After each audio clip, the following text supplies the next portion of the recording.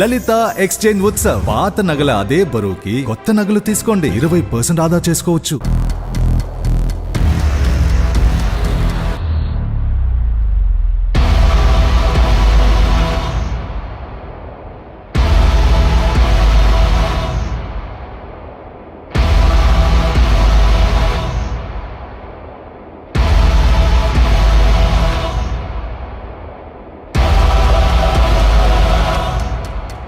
అన్న చనిపోయారు, కోపంతో తుపాకీ పట్టుకుని వెళ్ళిపోయారు. అన్న ఇట్లా మా అన్నని ఎవరు చంపేసిరట.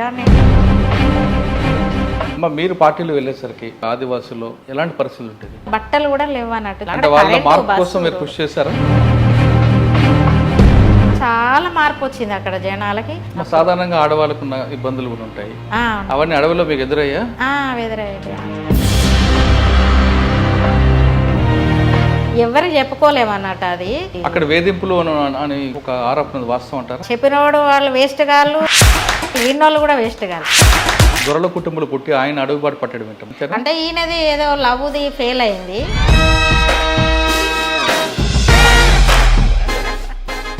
కోరాపుట్ పోలీసు మీద దాడి, మోటు పోలీసు మీద దాడులు, ఇవన్నీ కూడా మీకు తెలుసా? డాక్టర్ అనుకుంటా. అంటే రెక్టరేట్ ఎక్కడ అవుతుంటారు? టెక్నికల్ సమస్య వస్తాయన్న. మళ్ళీ మహిళా కానిస్టేబుల్ని చంపడం అనేది బాధ అనిపించలేదన్న? బాధే ఉంటుంది అన్న, కానీ అది ఇప్పుడు మీరు గోపన్న మీద దాడికి చెప్పండి. ఇంత జరుగుతున్న టైంలో ఆయన్ని మర్డర్ చేసేంత ధైర్యం ఎవరికి ఉంది? రాజకీయ నాయకులు ఉన్నారు, చూడంగానే ఈయన తొక్కి పడేయాలనే ఆలోచనలతోటే ఉన్నారు. ఎలా చంపారమ్మా అసలు? కేటీఆర్ కును మా ఆయనకు బాగా మంచి చంపేసిరు అనుకుంటా. నేను రైల్వే ట్రాక్ మీద, రైల్వే ట్రాక్ కింద పడి తలకాయ కూడా సగం పోయింది. పెద్దగైనాక అమ్మని మంచిగా చూసుకో బిడ్డ అని రాసిండు.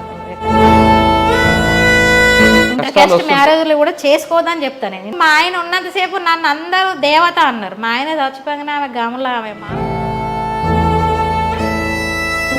Inter caste marriage. మాలాంటి వాళ్ళని చూడండి, మేము అన్నిటికీ ఒప్పుకుంటారు కానీ ఒక్క విషయం ఒప్పుకోలేకపోతున్నాం. మమ్మల్ని కలుపుకుంటలేరు కదా.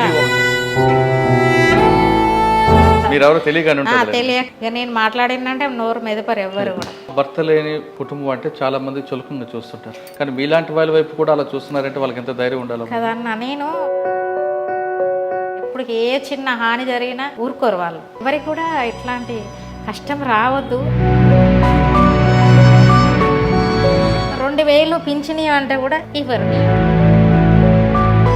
నువ్వు అట్లాంటి దీన పరిస్థితులలో నా బతుకున్నది కాదు. ఎందుకు నేను బయటికి వచ్చి మా ఆయన ఎందుకు చచ్చిపోయాడు, మా ఆయనను ఎందుకు చంపారు? నువ్వు ఏడకూడదమ్మా, నువ్వు ధైర్యంగా ఉండాలి.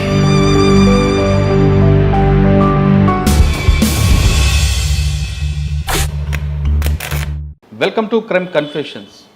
గతంలో గ్రామాల్లో ఉన్న పరిస్థితుల ప్రభావం, లేదా పేద ప్రజలకి న్యాయం చేయాలనో, లేదు అక్కడున్న కొన్ని కారణాలతో చాలామంది యువకులు అడవిబాటు పట్టారు. అడవికి వెళ్ళిన తర్వాత వాళ్ళు ఎండనక వాననక వర్షమనక చల్లనక అక్కడే ఉండి పేద ప్రజల అభివృద్ధి కోసం తీవ్రంగా కృషి చేశారు. అప్పట్లో వాళ్ళు చేసిన త్యాగాల ఫలితమే అప్పట్లో ప్రభుత్వాల కిందకు వచ్చి ప్రభుత్వ పథకాలు గ్రామీణ ప్రాంత ప్రజలకు చేరవేశాయన్న దీంట్లో ఎలాంటి సందేశం లేదు. అంత తీవ్రమైన పరిస్థితుల్లో ఉంటూ వాళ్ళు తమ కుటుంబాన్ని త్యాగాలు చేస్తూ తమ సొంత అవసరాలు మర్చిపోయి ఆ త్యాగాల నిదర్శనమే ఈరోజు ప్రభుత్వాల కిందకు వచ్చాయనేది చాలామంది అంటుంటారు. అయితే ఆ విధంగా అడవిలోకి వెళ్ళిన తర్వాత వ్యక్తిగత కారణాలతోనో, లేదా అనారోగ్య సమస్యలతోనో, లేదా పార్టీతోనూ విభేదాలతోనో చాలామంది సరెండర్ అవడమో, లేదు అరెస్ట్ అవ్వడమో జరుగుతుంటారు. ఆ విధంగా బయటకు వచ్చిన వాళ్ళని పరిచయం చేసే కార్యక్రమంలో ఈ వారం మన guest Komala Manjula alias Swarnakka, wife of Komala Seshagirirao alias Gopanna అంటే పీపుల్స్ వార్లో ఏఓబిలో స్టేట్ కమిటీ మెంబర్. ఆయన భార్య స్వర్ణక్క ఈరోజు మన గెస్ట్. వాళ్ళిద్దరూ ఏఓబిలో ఎలాంటి కార్యక్రమాలు చేపట్టారు, ఎలాంటి పరిస్థితుల్లో వాళ్ళు అడవిలోకి వెళ్ళారు, వెళ్ళిన తర్వాత అక్కడ ఉన్న ఆదివాసీల కోసం వాళ్ళు చేసిన కార్యక్రమాలు ఏంటి, తర్వాత బయటకు వచ్చిన తర్వాత గోపన్న చనిపోవడానికి కారణం ఏంటి, స్వర్ణక్క తర్వాత తన జీవనం ఏ విధంగా కొనసాగుతున్న విషయాల్ని స్వర్ణక్కగా తెలుసుకుందాం. అక్క నమస్తే. నమస్తే. Swarnakka alias Manjula, wife of Seshagirirao alias Gopanna Chandabhushanam వీళ్ళందరూ ఏఓబిలో పీపుల్స్ వార్ పార్టీకి ఒక పెద్ద ఊపిరి. గోపన్న బయటికి అరెస్ట్ అవ్వడం, తర్వాత మిగతా వాళ్ళందరూ కూడా సరెండర్ అవ్వడం పార్టీకి ఒక పెద్ద దెబ్బ అనే విషయం మాత్రం అందరూ చెప్తుంటారు. అది వాస్తవం కాదని మీరు చెప్పాలి. 1990లో ఎలాంటి పరిస్థితుల వల్ల మీరు అడుగుబాటు పెట్టారు? గోపన్న ఎప్పుడు వచ్చారు? గోపన్నకి మీకు పరిచయం అక్కడ ఏం జరిగింది? ఎలా పరిచయం అయింది? మీకు పెళ్ళికి పెద్దలు ఎవరు? వాళ్ళు ప్రస్తుతం సెంట్రల్ కమిటీలో ఉన్నారు కాబట్టి మీ నోటితోనే వినాలనుకుంటున్నా. ఎలాంటి పరిస్థితుల్లో పెళ్ళిళ్ళు జరిగాయి? తర్వాత మీరు ఆదివాసుల కోసం చేసిన కార్యక్రమాలు ఏంటి? ఈ ప్రశ్నకు సమాధానం చెప్పే ముందు స్వర్ణక్క అలియాస్ మంజుల ఎందుకు అడుగుబాటు పెట్టారండి? అన్నయ్య నేను అప్పుడు మా అన్నయ్య చనిపోయిండు, 4వ అన్నయ్య. మీ సొంత ఊరే? గ్రైనేడ్ వేలి చనిపోయిండు అన్నయ్య. అప్పుడు ఫస్ట్లో గ్రైనేడ్ వేలి చనిపోయారు. అప్పుడు అన్నయ్య కూడా అందులోనా? అంటే బావి దగ్గర. అప్పుడు నేను చిన్న అమ్మాయినే, అప్పుడు 6th 5th అట్లా చదువుతున్నా. అప్పుడు అంటే మీ ఊరు అప్పుడు పరిస్థితులు సినిమాలో చూపిస్తున్నట్టుకుంటేవా నిజంగానే? అంటే పెత్తందారులు పోకడలు ఇవన్నీ వేధింపులు ఉండేవా? లేదు అన్న చనిపోయారు కోపంతో తుపాకీ పట్టుకొని వెళ్ళిపోయారా? లేదు లేదు. అంటే ఫస్ట్ మా అన్నయ్య అప్పుడు దళం వాళ్ళు ఒక్కొక్కరే సింగిల్గా తిరుగుతున్నారు. అప్పుడు లుంగీలు కట్టుకొని గొడ్డన్లు నాటు బాంబులు పట్టుకొని తిరుగుతున్నారు. ఏ ఊరు? ఇక్కడ మాది స్టేషన్ గన్పూర్ మండలం, చిల్పూరుగుట్ట మాది అమ్మ వాళ్ళది. ఇప్పుడు చిల్పూరుగుట్ట మండలం కూడా ఇది ఇప్పుడు అయింది. అప్పుడు ఉమ్మడి జిల్లాలో మండలం స్టేషన్ గన్పూర్. ఇప్పుడు జనగాం జిల్లాకు పోయింది మా ఊరు. మేము 5గురం అన్నది అమ్మలము, 3 అక్క చెల్లెళ్ళము, నేను 7వ ఆమెను. మేము కొద్దిగా భూమి జాగా బాగా మంచిగా ఉన్నాం, ధనిక రైతులు మేము. మంచిగానే పంటలు ఇట్లా ఫ్యామిలీ గౌడ్స్ మేము. నాన్న వాళ్ళు ఆ 3 అన్న వాళ్ళు తాళ్ళు ఎక్కేది, మంచిగానే ఉండేది బాగానే ఉన్న కాడికి. ఈ తర్వాత పార్టీ వాళ్ళు అన్న కోసం వచ్చేటోళ్ళు. అన్న అప్పుడు మల్కాపూర్లో, మా ఊర్లో 7th ఉన్నది స్కూలు. ఎవరైనా మల్కాపూర్ పోవాలి అంటే నడిచిపోవాలంట, రోజు 2-3 గంటలు స్కూల్కి పోవాలంటే, ఇక్కడ 7th అయిపోవాలి. అట్లా అక్కడికి పోయిన క్రమంలో ఈ దళం వాళ్ళు ఒక్కలే అప్పుడు సింగిల్గా ఫస్ట్లో అనుకుంటా, నాకు తెలియదు ఇంకా దళం వాళ్ళని కూడా, తర్వాత స్టోరీ విన్నాక చెప్తున్నది. అట్లా మా బావి 2 గుట్టల మధ్యలో ఉంటుంది. ఇక మాకు అక్కడికి వస్తూ పోతూ అన్నం తీసుకుపోయేటోడు, అన్నం పెట్టి మళ్ళీ బావి దగ్గర ఆయన పడుకునేటోడు. అట్లా వస్తూ పోతూ ఉంటే మా అన్న వచ్చిన అన్న అప్పుడు ఇద్దరు ఉండేదట. ఒక ఆయన కొత్త ఆయనను మా అన్న దగ్గర పెట్టి, మా అన్న ఏమంటారు ఎడ్లు కాస్తుంటే మొక్కజొన్న కంకులు తీసుకొని పోయి కాల్చుకుంటా అంటే, నువ్వు ఇక్కడ రవి దగ్గర ఉండు, నేను వేరే ఊరికి అప్పుడు పీసర వెంకటరమణ అని పీసర్లో చంపేసారు బావిలో, భూస్వాములు పెత్తందారులు అందరు కలిసి. అటు పీసరకు పోయి రావడానికి కానీ అన్న పోయిండు, ఇంకో అన్నను మా దగ్గర ఉంచి.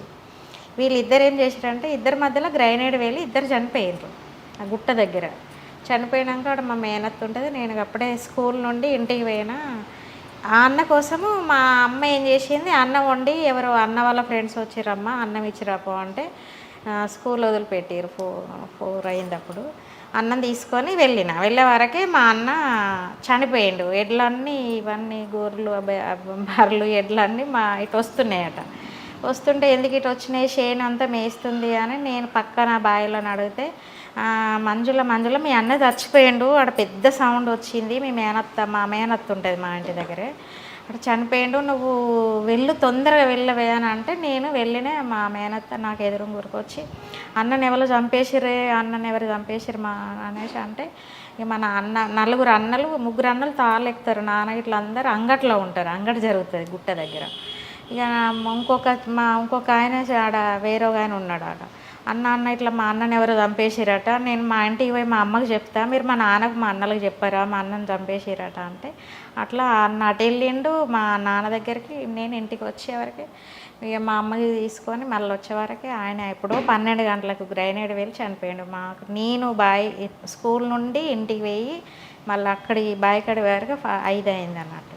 ఈ లోపే అన్నయ్య అప్పటికే ఇంకా చనిపోలేదు, అంత బ్లడ్ పోయింది, అంత లాస్ అయిపోయింది మొత్తం, కొన ఊపిరిలాగా ఉన్నది అన్నట్టు. ఇక అట్లా మళ్ళీ ఎంజిఎంకి అప్పుడు రోడ్లు కూడా లేవు ఆ టైంలో, అన్ని ట్రాక్టర్లు వెహికల్స్ కూడా లేవు. మార్గం మధ్యలో చనిపోయిండు. ఇక చనిపోయినాక మళ్ళీ ఎంజిఎం పోయి తీసుకొని వచ్చినాం. అప్పటిదాకా కూడా వీళ్ళు నక్సలైట్లు అని తెలియదు, మా అన్నని ఎవరో చంపేసిరని మా అమ్మ ఇక తిడుతుంది అందరిని అట్లా ఇట్లా. తర్వాత 2-3 సంవత్సరాలకు తెలిసింది ఇట్లా నక్సలేట్లదే బాంబు వేలి చనిపోయిండు అనేసి తెలిసింది. దళం వాళ్ళు ఇద్దరు ఉంటారు, వచ్చి చెప్పారు అన్నట్టు, మాదే బాంబు వేలి చనిపోయిండమ్మా, రవిని ఎవరు చంపలేదు అని చెప్తే అప్పుడు ఇక సైలెంట్ అయినా. మేము ఎవరి మీద నిందలేదు. ఆ మధ్యలో పోలీసులు రాలేదా? ఎలా పోలీసులు వచ్చిండ్రు, వాళ్ళకు ఏదో నక్సలేట్లు అది ఇది అంటారు కానీ మాకు ఐడియా లేదు నక్సలేట్లు వీళ్ళ అన్నలు అనేది. మా అమ్మకు తెలియదు, మా నాన్న ఎవరికి తెలియదు అన్నట్టు. వాళ్ళు వచ్చేసి లేదు వీళ్ళ అన్నలు నక్సలేట్లు అది ఇది అని అంటే మాకు తెలియక మేము పెద్ద పట్టించుకోలే. ఎంక్వైరీ చేసుడు, మా చిన్న అన్నను మా పెద్ద అన్నను వీళ్ళందరినీ పట్టుకపోడు కొట్టుడు ఇట్లా అని చేస్తూనే ఉన్నారు. ఇక ఈలోపు మేము తెలిసిన రాజకీయ నాయకులను వాళ్ళని వీళ్ళని పట్టుకొని మా అన్నను విడిపించుకొని ఉన్నాం, సైలెంట్గా ఉన్నాం. ఈలోపు 2-3 ఏళ్ళ తర్వాత సైలెంట్ అయిపోయింది. ఇక దళాలు వస్తున్నారంట. అప్పుడు ఒక లక్ష్మక్క అని అన్నసారం దళం ఏరియా కడార్ రవి వాళ్ళ భార్య ఇంటికాడ మ్యారేజ్, బాపను వదిలిపెట్టి వచ్చి 2 భార్యాభర్తలు, వాళ్ళతోటి ఇంకో 3 అన్నలు 5 వచ్చింటారు అన్నట్టు. ఇక అప్పుడు మాకు బాగా పరిచయం అయింది. నాకు పరిచయం అయ్యి నేను అప్పుడే ఇక 7th అయిపోయింది, మిషన్ నేర్చుకుంటున్న క్రమంలో అప్పటికే మా ఇంటికి పోలీసు వాళ్ళు వచ్చుడు అట్లా ఇట్లా జరుగుతుంది కానీ తక్కువ వచ్చిపోతారు అప్పుడప్పుడు మా అన్న చనిపోయిన అన్న కోసం. ఈలోపు ఇక మాకు 2 ఇండ్లు పెద్ద ఇండ్లు ఉంటాయి అన్నట్టు ఊర్లో కూడా, కొత్తిళ్ళు పాతిళ్ళు అని. ఇక కొత్తింట్లో డెన్ను వాళ్ళకి షెల్టరు, బావి దగ్గర కూడా 2 గుట్టల మధ్య ఉంటుంది, పెద్ద అడవి ఉంటుంది అన్నట్టు. బావి కాడ షెల్టరు, ఇంటికాడ షెల్టరు. అట్లా ఇక అన్నం వండి పెట్టుకుంటూ ఎక్కువ ఇక నన్ను రమ్మని పాటలు పాడు, అక్క అదోటి ఇదోటి చెప్పుడు, మహిళలు ఇట్లా బాల్య వివాహాలు, బలవంత పెళ్ళిళ్ళు, జీతగానలేదు, కూళ్ళ రేట్లు ఇట్లా అన్నీ, దున్నేవాడికి భూమి కావాలి, భూస్వాముల పెత్తనాలు అప్పుడు ఊర్లలో బాగున్నాయిలే. ఇక అంత బాగా గందరగోళంగా ఉండేది అన్నట్టు. ఆ టైంలో మేము పరిచయం అయినాక నువ్వు పాటలకు వస్తావా అంటే నేను రాను, మా అమ్మ కొడుతుంది పంపదని నేను అన్న. అమ్మ కొడుతుంది, అమ్మ ఎవరమ్మ అయినా కొడుతుంది రా, నువ్వు రావాలి, ప్రజల కోసం పోరాటం చేయాలి, తుపాకీ పట్టాలి, భూస్వాముల దగ్గర భూమి గురించి పేదవాళ్ళకి పంచిపెట్టాలి అది ఇదని అన్నీ చెప్పింది. చెప్తున్న క్రమంలో ఇక అట్లాగే ఈలోపు గద్దర్ మీటింగు 90లో గద్దర్ మీటింగు రైతు కూలి మహాసభ పెట్టిండ్రు ఆయన. ఆ సభ కూడా మా బావి దగ్గరనే క్రాంతి రణదేవు, బాలన్న వీళ్ళు జిల్లా సెక్రటరీలు, పెద్ద జిల్లాకు లీడర్లు వాళ్ళు. నాకు అట్లా తెలుసు, ఇంకా నేను దళం రాలే కదా, వాళ్ళు పెద్దవాళ్ళు అనేది తెలుసు అన్నట్టు. మా బావి కన్నా 4 రోజులు ఉంటే 2-3 బస్తాల బియ్యం ఇచ్చినాం, వంటకి అన్ని కూరగాయలు కూడా బావి దగ్గరే, నూనె అవన్నీ తీసుకొచ్చి ఇస్తే వంట చేసుకుంటా ఇది వరంగల్ మీటింగ్ అంతా మా బావి కాడ ఉండి అది చేసిరు వాళ్ళు. అట్లా మాకు ఇక బాగా పరిచయం అయిపోయింది అన్నట్టు. ఇక మంజులను ఎట్లా తీసుకుపోవాలి, మా అమ్మను ఊకే వాళ్ళు బతిలాడు అన్నట్టు, మంజక్కను పంపి అంటే నాకు నాకు 3 బిడ్డలు 5 కొడుకులు, నా బిడ్డ కోసమే, నాకు బిడ్డలు ఉండాలనే మేము ఇట్లా చేస్తే మీరు నా బిడ్డని తీసుకుపోతే ఎట్లా అని గొడవ పెట్టుకునేది మా అమ్మ, తిట్టేది వాళ్ళని బాగా. ఇక సొంత తల్లి ఇదంటే లాగానే మా అమ్మ నాన్న చాలా కష్టాలు పడ్డది మా అమ్మ నాన్న కూడా. అట్లా ఇక మా అన్న చనిపోతే అన్నకు ఒక పాప అన్నట్టు. ఆ పాప సంవత్సరం ఉంటుంది అప్పటికే. అంటే ఆయనకు పెళ్ళయింది, సంవత్సరంలోపు పాప పుట్టింది. ఆ పాప పుట్టినాక అన్న 21st ఇంకా రేపు అనగానే చనిపోయిండు అన్నయ్య. ఇక అట్లా అమరవీరుడు పాప కదా అనేసి వాళ్ళ కూతురు కదా అని అప్పుడు గద్దర్ మీటింగ్ పెడితే అక్కడ స్టేజ్ మీదకి మంజక్క నువ్వే తీసుకొని పో అనేసి చెప్పారు. చెప్తే సరే అని అప్పుడు లారీలతోటి వేరు ఊర్లలో, లారీల మీద అందరు ఊరందరం పోయినాం అన్నట్టు. ఇక మా పాపతో అన్న వాళ్ళ బిడ్డతో నేను స్టేజ్ ఎక్కి అక్కడ మా అన్న బిడ్డని పరిచయం చేసిన, రామరుడు బిడ్డ అన్నట్టుగా పరిచయం చేసి. ఇక కొద్దిగా అప్పుడు ఇక ఎట్లా అంటే ఇక పాటలు ఆటలు వాళ్ళ మీటింగ్లు ఊర్లల్లో, ఇక భూస్వాములను కొట్టుడు, తర్వాత సర్పంచులను వీళ్ళందరినీ కొట్టుడు, కూలి రేట్ల కాడ అట్లా ఇట్లా ఇక బాగా మీటింగ్లు పెట్టి ఇక బాగుండేది అన్నట్టు. అసలు ఇక ఉండొద్దు అన్నట్టు ఉండేది అన్నట్టు. ఇది అట్లా 2-3 సార్లు క్యాంపెయిన్ కూడా పోయినట్టు. క్యాంపెయిన్ పెట్టేసారు ఊరికి, అంతా మహిళా సంఘాలు అంతా లేడీస్ అందరు కలిసి మేము ఊర్లలో క్యాంపెయిన్ చేసినాం. ఇక క్యాంపెయిన్ చేసినాక ఈలోపు మా అమ్మకు బాగా తెలిసింది, ఇది ఎట్లయినా వెళ్ళిపోతుంది అన్నట్టుగా తెలిసింది అన్నట్టు. ఇక తెలిస్తే మా అమ్మ ఈలోపు ఊరికి వెళ్ళింది. వెళ్ళినాక ఇక వాళ్ళు మళ్ళీ వేరే ఒక సంఘ నాయకుడిని పిలిపించి, మంజక్క ఇక ఉంటే వాళ్ళ అమ్మ వాళ్ళు ఇక పెళ్ళి చేసేస్తారు, ఉంచొద్దు ఆమెను, తీసుకురావాలి అన్నట్టుగా ఇక నన్ను తీసుకొని పోయిండ్రు అన్నట్టు. అట్లా దళంకి వెళ్ళిపోయినా నేను. దళం ఎక్కడమ్మా మీరు అప్పుడు? నేనా అన్నసాగరం ఏరియా, చిల్పూరుగుట్ట అమ్మ వాళ్ళది. అట్లా నేను వేరే ఊర్లో ఉంటే వాళ్ళు వేరే ఊర్లోకి పోయి కలుసుకున్నాను అన్నట్టు అక్క వాళ్ళ దగ్గర. లక్ష్మక్క చాలా మంచిది, ఇది ఒక తల్లి కంటే ఎక్కువ. వాళ్ళ భార్య భర్తలు అయితే ఇక తల్లిదండ్రులు లాగానే మాకు.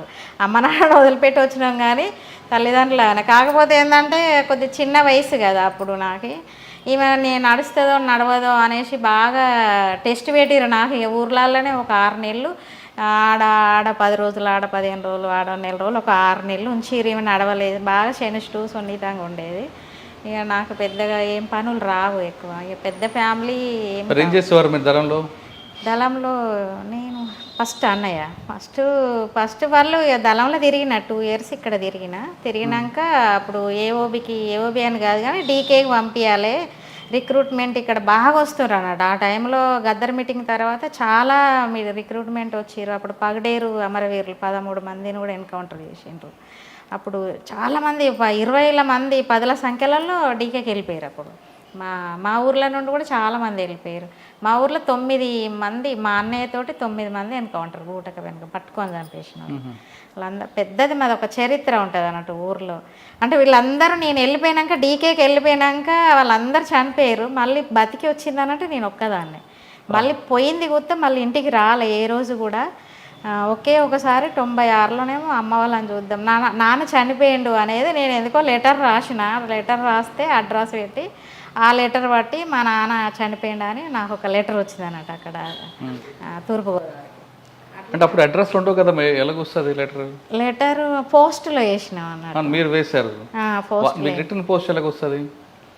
పోస్ట్ అప్పుడు ఇది ఉంటాయి కదా తపాల, అదేమంటారు చూడండి. కాదమ్మా, మీకు అడ్రస్ ఉంది కాబట్టి అమ్మా నాన్న గురించి రాసావు. నేను అడ్రస్ పెట్టిన అక్కడ వాళ్ళది, అక్కడ ఒక ఊరు వాళ్ళది, ఇంటి వాళ్ళది అడ్రస్ పెట్టిన. ఆడికి వచ్చిన అప్పుడు తెలిసిందా?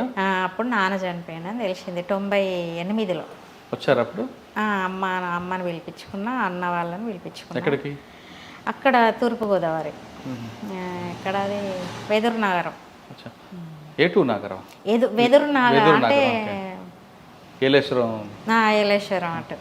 మీరు పార్టీలో వెళ్ళేసరికి అప్పుడు గ్రామీణలో కానీ లేదంటే ఆదివాసులో ఎలాంటి పరిస్థితులు ఉంటుంది? అక్కడ నేను ఫస్ట్ ఇక్కడ నుండి అంటే అక్కడికి పోవాలి, ఆడ ఉద్యమాన్ని మనం బలోపేతం చేయాలి. ఆడ తెలుగు వాళ్ళు తక్కువ ఉన్నారు, లేడీస్ కూడా తక్కువ. అటు పోవడానికంటే ఆడ తిండికి వాటికి ఇక్కడ వాళ్ళు అటు పోయి నిలదొక్కుకోరు. దళ సభ్యులు ఎవ్వరు కూడా పార్టీ వాళ్ళు పోవడానికి సిద్ధపడేటోళ్ళు కాదు. ఇక్కడ చాలా రిక్రూట్మెంట్ వచ్చింది ఆ టైంలో, కానీ ఎవరు కూడా డీకే పోవడానికి ముందుకు వెళ్ళేటోళ్ళు కాదు. భాషా సమస్య, భోజనం కూడా ఆడ. అంటే తిండి మొత్తం ఆపోజిట్ ఉంటుంది కదా అన్న, ఇక్కడికి అక్కడికి చాలా తేడా ఉంటుంది కదా. ఆ తిండి అలవాటు కావడానికి నేనైతే మళ్ళీ వచ్చే వరకు కూడా నేను ఆడ తిండి సరిగా తినకపోయేది, అంతా ఇట్లా ఆగమైపోయేది తిండి తినకనే. అట్లా నిలదొక్కుకోవడానికి 2 సమస్యలు కారణం ఇక్కడ వాళ్ళు అక్కడ నిలదొక్కుకోవడానికి. ఎప్పుడైతే నిర్బంధం వచ్చిందో అప్పుడు అక్కడ పోయి ఉన్నారు, కానీ ఈ నిర్బంధం రాకపోతే ఇక్కడ వాళ్ళు ఇక్కడే ఉండు. ఇట్లా చనిపోరు చాలామంది. పార్టీ తర్వాత సమీక్షించుకొని కూడా మనం తప్పు చేసినాము, వరంగల్ రిక్రూట్మెంట్, తెలంగాణ రిక్రూట్మెంట్ అంతా మనం కావాలని చేతులారా మనం చంపేసుకున్నట్టు అయిపోయింది. మనం ఒక ఎడ్యుకేషన్ అనేది ఇస్తూ వాళ్ళకు మనం ఉద్యమం డెవలప్ కోసం మనం ఉద్యమం బలోపేతం చేయాలంటే ఇక్కడ రిక్రూట్మెంట్ను ఎప్పటికప్పుడు అటు పంపిస్తే అయిపోయేది అనేది సమీక్షించుకొని ఆత్మవిమర్శ చేసుకున్నది పార్టీ. అప్పుడు అట్లా మీరు వెళ్ళిన తర్వాత అప్పుడు పరిస్థితి ఎలాగుండేవండి? అభివృద్ధి ఉందా అప్పుడు? అప్పుడు అభివృద్ధి లేదు అసలు. అక్కడ తిండి అని ఘోరం అసలు. వాళ్ళ బట్టలు కూడా లేవు అన్న వాళ్ళకి అసలు. నాకైతే ఫస్ట్ గోదావరి దాటంగానే నాకు చెప్పిర్రు, అక్క ఇక్కడ వాళ్ళకి బ్లౌజులు ఉండేవి, మాకు అలవాటే, వాళ్ళు మనం ఇప్పుడు మారరు అక్కయ్య, నువ్వేం కొద్ది ఫీల్ కాకు అని చెప్పిరు అన్నట్టు. లేదన్నయ్య మీరు ఇప్పుడు ఏండ్ల కొద్ది ఇక్కడ ఉంటారు, నేను ఇప్పుడే ఫస్ట్ కదా, మీరైతే చెప్పిరు కదా అర్థం చేసుకుంటా అన్నట్టుగానే చెప్పిన. అట్లా బట్టలు కూడా లేవు అన్నట్టు. చిన్న ఇప్పుడు మనం చీర తీసుకుపోయిస్తే 4 ముక్కలు చేసుకొని ఇట్లా చుట్టుకుంటారు లేడీస్. ఇక మగవాళ్ళేమో ఇట్లా గోషలాగా పెట్టుకుంటారు. ఇక వాళ్ళకి బట్టలు ఉండేవి అంతే, తిండి ఉండేది, ఇల్లు సరిగా ఉండేవి, వాళ్ళకు వంట పాత్రలు ఉండేవి, వాళ్ళు ఏమైనా నాగన్లు ఉండేవి, ఎడ్లు ఉంటాయి, కానీ వాటితోటి దున్నడం అవన్నీ వాళ్ళకి తెలియదు, పంటలు పండించుకోవడం తెలియదు, అసలు ఏం తెలియదు అన్నట్టు. వాళ్ళ అంతా అసలు చాలా వెనకబడిపోయిన ప్రాంతాలు. అన్నయ్య చాలా అంటే నేను డీకేలో లేను, మళ్ళీ అక్కడ కొద్ది రోజులు ఉండి ఏబోబికి పంపించారు. మళ్ళీ అక్కడ పార్టీ 2 దళాలు ఎగిరిపోయినాయి. అక్కడ మేము పోయే వరకు నాగలకొండ దళాలు 2 ఎన్కౌంటర్లు చనిపోయారు వాళ్ళు. అట్లా చనిపోవడంతో మళ్ళీ మమ్మల్ని డీకే కానీ మళ్ళీ అక్కంచెల్లి ఆడ మిలిటరీ క్యాంపు జరిగితే ఏబోబి వాళ్ళు వడకాపూర్ చంద్రమౌళి అన్న ఉంటాడు, ఆ అన్న వాళ్ళు జామిర్ అన్న వాళ్ళందరూ అక్కడికి వచ్చారు మిలిటరీ క్యాంప్కి. వస్తే అక్కడి నుండి నన్ను అటు తీసుకెళ్ళారు అన్నట్టు. అక్కడికి పోవాలి ఫస్ట్, అక్కడ నిలదొక్కుకోవాలనేసి. ఇక తెలుగు ప్రాంతం ఉంటుంది, నాకు ఎక్కువ భాష కొద్ది కష్టమవుతుందని అన్న. అంటే తెలుగు అది ఆంధ్ర ఒరిస్సా అంటే అది కొద్దిగా తెలుగు ఉంటుంది కాబట్టి నువ్వు అక్కడికి పోరా అని అన్నారు. అడిగి పోయాను అన్నట్టు నేను. అక్కడ కూడా అదే పరిస్థితి, ఇంకా ఇక్కడ ఘోరం ఉంటుంది, ఇక్కడ కంటే కొద్ది మెరుగు అక్కడ, కానీ అదే కొండల మీద ఇంకా ఘోరం ఉంటుంది అన్నట్టు. అక్కడ ఎట్లుంటుంది అంటే అసలు ఈ కొండలన్నీ తవ్వి ఇట్లా తవ్వే కర్ర ఇట్లా ఉంటాయి, పారల టైపు తవ్వుకొని ఎండాకాలంలో తవ్వి ఆ చెత్త అంతా గాలబెట్టి అప్పుడే సామలు అవేంటి సోళ్ళు సామలన్నీ అప్పుడే చల్లుతారు, వర్షాలు పడంగానే మొలుస్తాయి. ఇక అదే వాళ్ళ తిండి అంతే, సంవత్సరం పొడుగుతే అవే ఉంటాయి. గొచ్చకందులు, ఉలువలు, మినుములు ఇవి పండిస్తారు. ఇక అవే ముడి పదార్థాలు అవి పండించుకొని తింటారు వాళ్ళు అక్కడ. కానీ అక్కడ ఇక సారా విపరీతంగా కాస్తారు, సారా తాగుతారు ఆడోళ్ళు మగోళ్ళు. జీరుగు చెట్లు, జీరుగు కళ్ళు ఇవి బాగా తాగుతారు అన్నట్టు అక్కడ. ఇక వాళ్ళ తాగుడు, అంబలి తాగుడు, కళ్ళు తాగుడు ఇదే వాళ్ళ. మొగోళ్ళు అయితే ఇక జీరుగు చెట్టు వాడు ఎన్ని కిలోమీటర్లు ఉండని, ఎన్ని కొండల మీద ఉండని, ఆ ఒక్క జీరుగు చెట్టు కోసం పోయి అక్కడే తాగుతాడు, ఆన్నే పడుకుంటాడు తాగి కూడా. ఏఓబిలో మీరు వెళ్ళేసరికి అక్కడ ఆదివాసుల పరిస్థితి చాలా దారుణంగా ఉందని చెప్తున్నారు. అంటే వాళ్ళ అభివృద్ధి కోసం మీరు ఏం చేస్తారు? పార్టీ ఆదేశాల మేరకు అభివృద్ధి కోసం మేము అంటే వాళ్ళ మార్పు తీసుకొచ్చారా, లేదు వాళ్ళకి ఏం చేసుకొచ్చి వాళ్ళకు మార్పు తీసుకురావడం? అంటే మెయిన్ అక్కడ ఏంటంటే వ్యవసాయం వాళ్ళకు తక్కువ ఉంటుంది, గరువులు ఉంటుంది, కొండపొళ్ళు చెట్లు అడవి నరుక్కొని కొండపొళ్ళు చేసుకొని బతుకుతారు అక్కడ. కొండపొళ్ళు మీదనే సోలు సామలు ఇవి పండించుకుంటారు. కానీ ఒడ్లు పండించుకోవడము, ఇప్పుడు కాలువలు కొండ కాలువలు బాగా వస్తాయి. ఇప్పుడు వర్షాలు పడ్డప్పుడు కొండ కాలువలు పెద్ద పెద్ద కాలువలు వస్తాయి, ఆ వాటర్ అంతా కిందికి వెళ్ళిపోతుంది. అక్కడ కింద ఇప్పుడు నావలకొండ ఎల్లవరం ఏరియాలోనేమో ఆడ భూ పోరాటాలు చేసినాం. అక్కడ భూస్వాముల దగ్గర ఈ అనంత చక్కర్రావు అని, ఇప్పుడు అనంత బాబు ఉంటాడు చూడండి, వాళ్ళ దగ్గర కొన్ని 100 ఎకరాల భూములు ఉంటాయి. అవన్నీ లాక్కొని భూములు పంచిపెట్టినాం అక్కడ కింద, అక్కడ మేము తిరిగిన ఏరియాలో. తర్వాత ఆడ అందరికి పంచిపెట్టినాం. ఇప్పటికి కూడా వాళ్ళు కాస్త చేసుకుంటారు, రైతులు అందరూ కూడా కాస్త చేసుకుంటారు. వాళ్ళు అందరూ కూడా పాపం జీడి మామిడి పిక్కల మీద లేకపోతే ఇవి ఏమంటారు కొండకు వచ్చి బొగ్గులు కాల్చుకొని కట్టెలన్నీ నరికి బొగ్గులు కాల్చి బొగ్గులు అమ్ముకుంటారు అక్కడ కింద. నాగలకొండ ఏరియా అయినా ఎల్లవరం ఏరియాలో అయినా అట్లాంటి వాళ్ళకి ఎన్ని రోజులు మీరు ఈ కొండలు కొట్టుకొని బొగ్గులు కాల్చుకొని ఎన్ని రోజులు బతుకుతారు మీరు? ఇట్లా భూములు ఉన్నాయి కదా, అందరు కలిసి రండి, రైతులు అందరు రండి, వస్తే మనం ఇక్కడ పలానోళ్ళ దగ్గర అనంత చక్కర్రావు అని ఇంకా చాలామంది కోన్లో వాటంతా భూస్వాములు ఉంటారు, ఎల్లవరంలో ఉంటారు, ఎల్లవరం ఊరోళ్ళు కూడా భూస్వాములు ఉంటారు. వాళ్ళ దగ్గర అందరి దగ్గర భూములు లాక్కొని గోపన్న అప్పుడు కమాండర్ ఉండే, అంతకుముందు మన దేవన్న చంద్రమౌళి, వడకాపురి చంద్రమౌళి, ఇక వీళ్ళు అసలు ఇక వాళ్ళకి అక్కడ ఒక అదే అన్నట్టు ఇక పెద్ద లీడర్లు మంచి ఫేమస్ అయినారు వీళ్ళిద్దరు. నా భూషణం కూడా బాగా కష్టపోతులు వీళ్ళైతే. ఇప్పుడు అక్కడ అందులో ఉన్నాడు ఇంకా పోషన్న అని, పండన్న పోషన్న అని అంటారు, ఆ అన్న వీళ్ళు రమేష్ తిలకు ఇట్లా చాలామంది. ఎట్లా అంటే ఇక్కడ అందరు వాళ్ళు ఆదిలాబాద్ నుండి ఇట్లా మేము ఇక్కడి నుంచి వెళ్ళి అక్కడ లోకల్ వాళ్ళు చాలా పర్ఫెక్ట్ టీం అన్నట్టు. వీళ్ళు కిలో బియ్యం ఇద్దరే తినేస్తారు అన్నట్లు. ఇక తెల్లందాకా నైట్ మొత్తం పలానూరికి చేరుకోవాలంటే ఆ అడిగి చేరుకోవాలి, మళ్ళీ తెల్లార వరకు పోయి అడవిలు ఉండాలన్నట్టుగా అట్లా ఉండేది అన్నట్టు. అట్లా నైట్ పోవుడు, రైతులందరిని ఒకటి చేసుడు, మీటింగ్లు పెట్టుడు, సంఘాలు పెట్టుడు, మాట్లాడు, ఫలానా వాళ్ళ దగ్గర భూమి ఇంత ఉన్నది, దాన్ని ఏం చేద్దాం, ఎట్లా చేద్దాం అనేసి మాట్లాడి ఇట్లా పంచుకోవాలి. ప్రజల నుండే డిమాండ్ వచ్చేది, మరి మేము ఎన్ని రోజులు అన్నా ఇట్లా కష్టపడేది, వాడికి కూలికి పోయి వాడికి లాగా మేము పనిచేసి ఎన్ని రోజులు బతుకుతాం అనేసి అట్లా అంటే వాళ్ళ దగ్గర భూములు గుంజి పంచి ఇచ్చినాం. అట్లా కొన్ని సంవత్సరాలు పట్టింది అట్లా పంచి ఇచ్చి, వాళ్ళందరూ మంచిగా ఉన్నారు. కాకపోతే ఇప్పుడు కొండల మళ్ళీ పైకి మేము అడవి ప్రాంతం రావాలంటే మళ్ళీ ఆదివాసుల దగ్గరికి రావాలి, సేఫ్టీ ఏరియాకి. మళ్ళీ అట్లా వీళ్ళకి వచ్చేటప్పటికి వీళ్ళకి తిండి ఉండేది మనకి. ఇక మనకి వాళ్ళు తిండి పెట్టడానికి కష్టంగా ఉన్నది, ఎన్ని రోజులు ఇట్లా చేస్తామనేసి మళ్ళీ మేమేం చేసినామంటే కొండ కాలువలు అన్నీ ఇట్లా వస్తాయి, ఇక వాటర్ పోతుంది కదా, గరువులు ఉన్నాయి, గరువులన్నీ కూడా పొలాలు చేసుకొని ఆ కొండ కాలువలకి మనం చెక్ డ్యాములు కట్టుకొని అట్లా దాంతో మనం వాటర్ పైకి తీసుకొచ్చుకొని అట్లా వరి పంటలు పండిద్దాం అనేది ఒక డిమాండ్ వచ్చింది. తర్వాత వాళ్ళు కూరగాయలు పండించుకోవడం తెలియదు, కూరగాయలు వండుకోవడం కూడా తెలియదు వాళ్ళకి.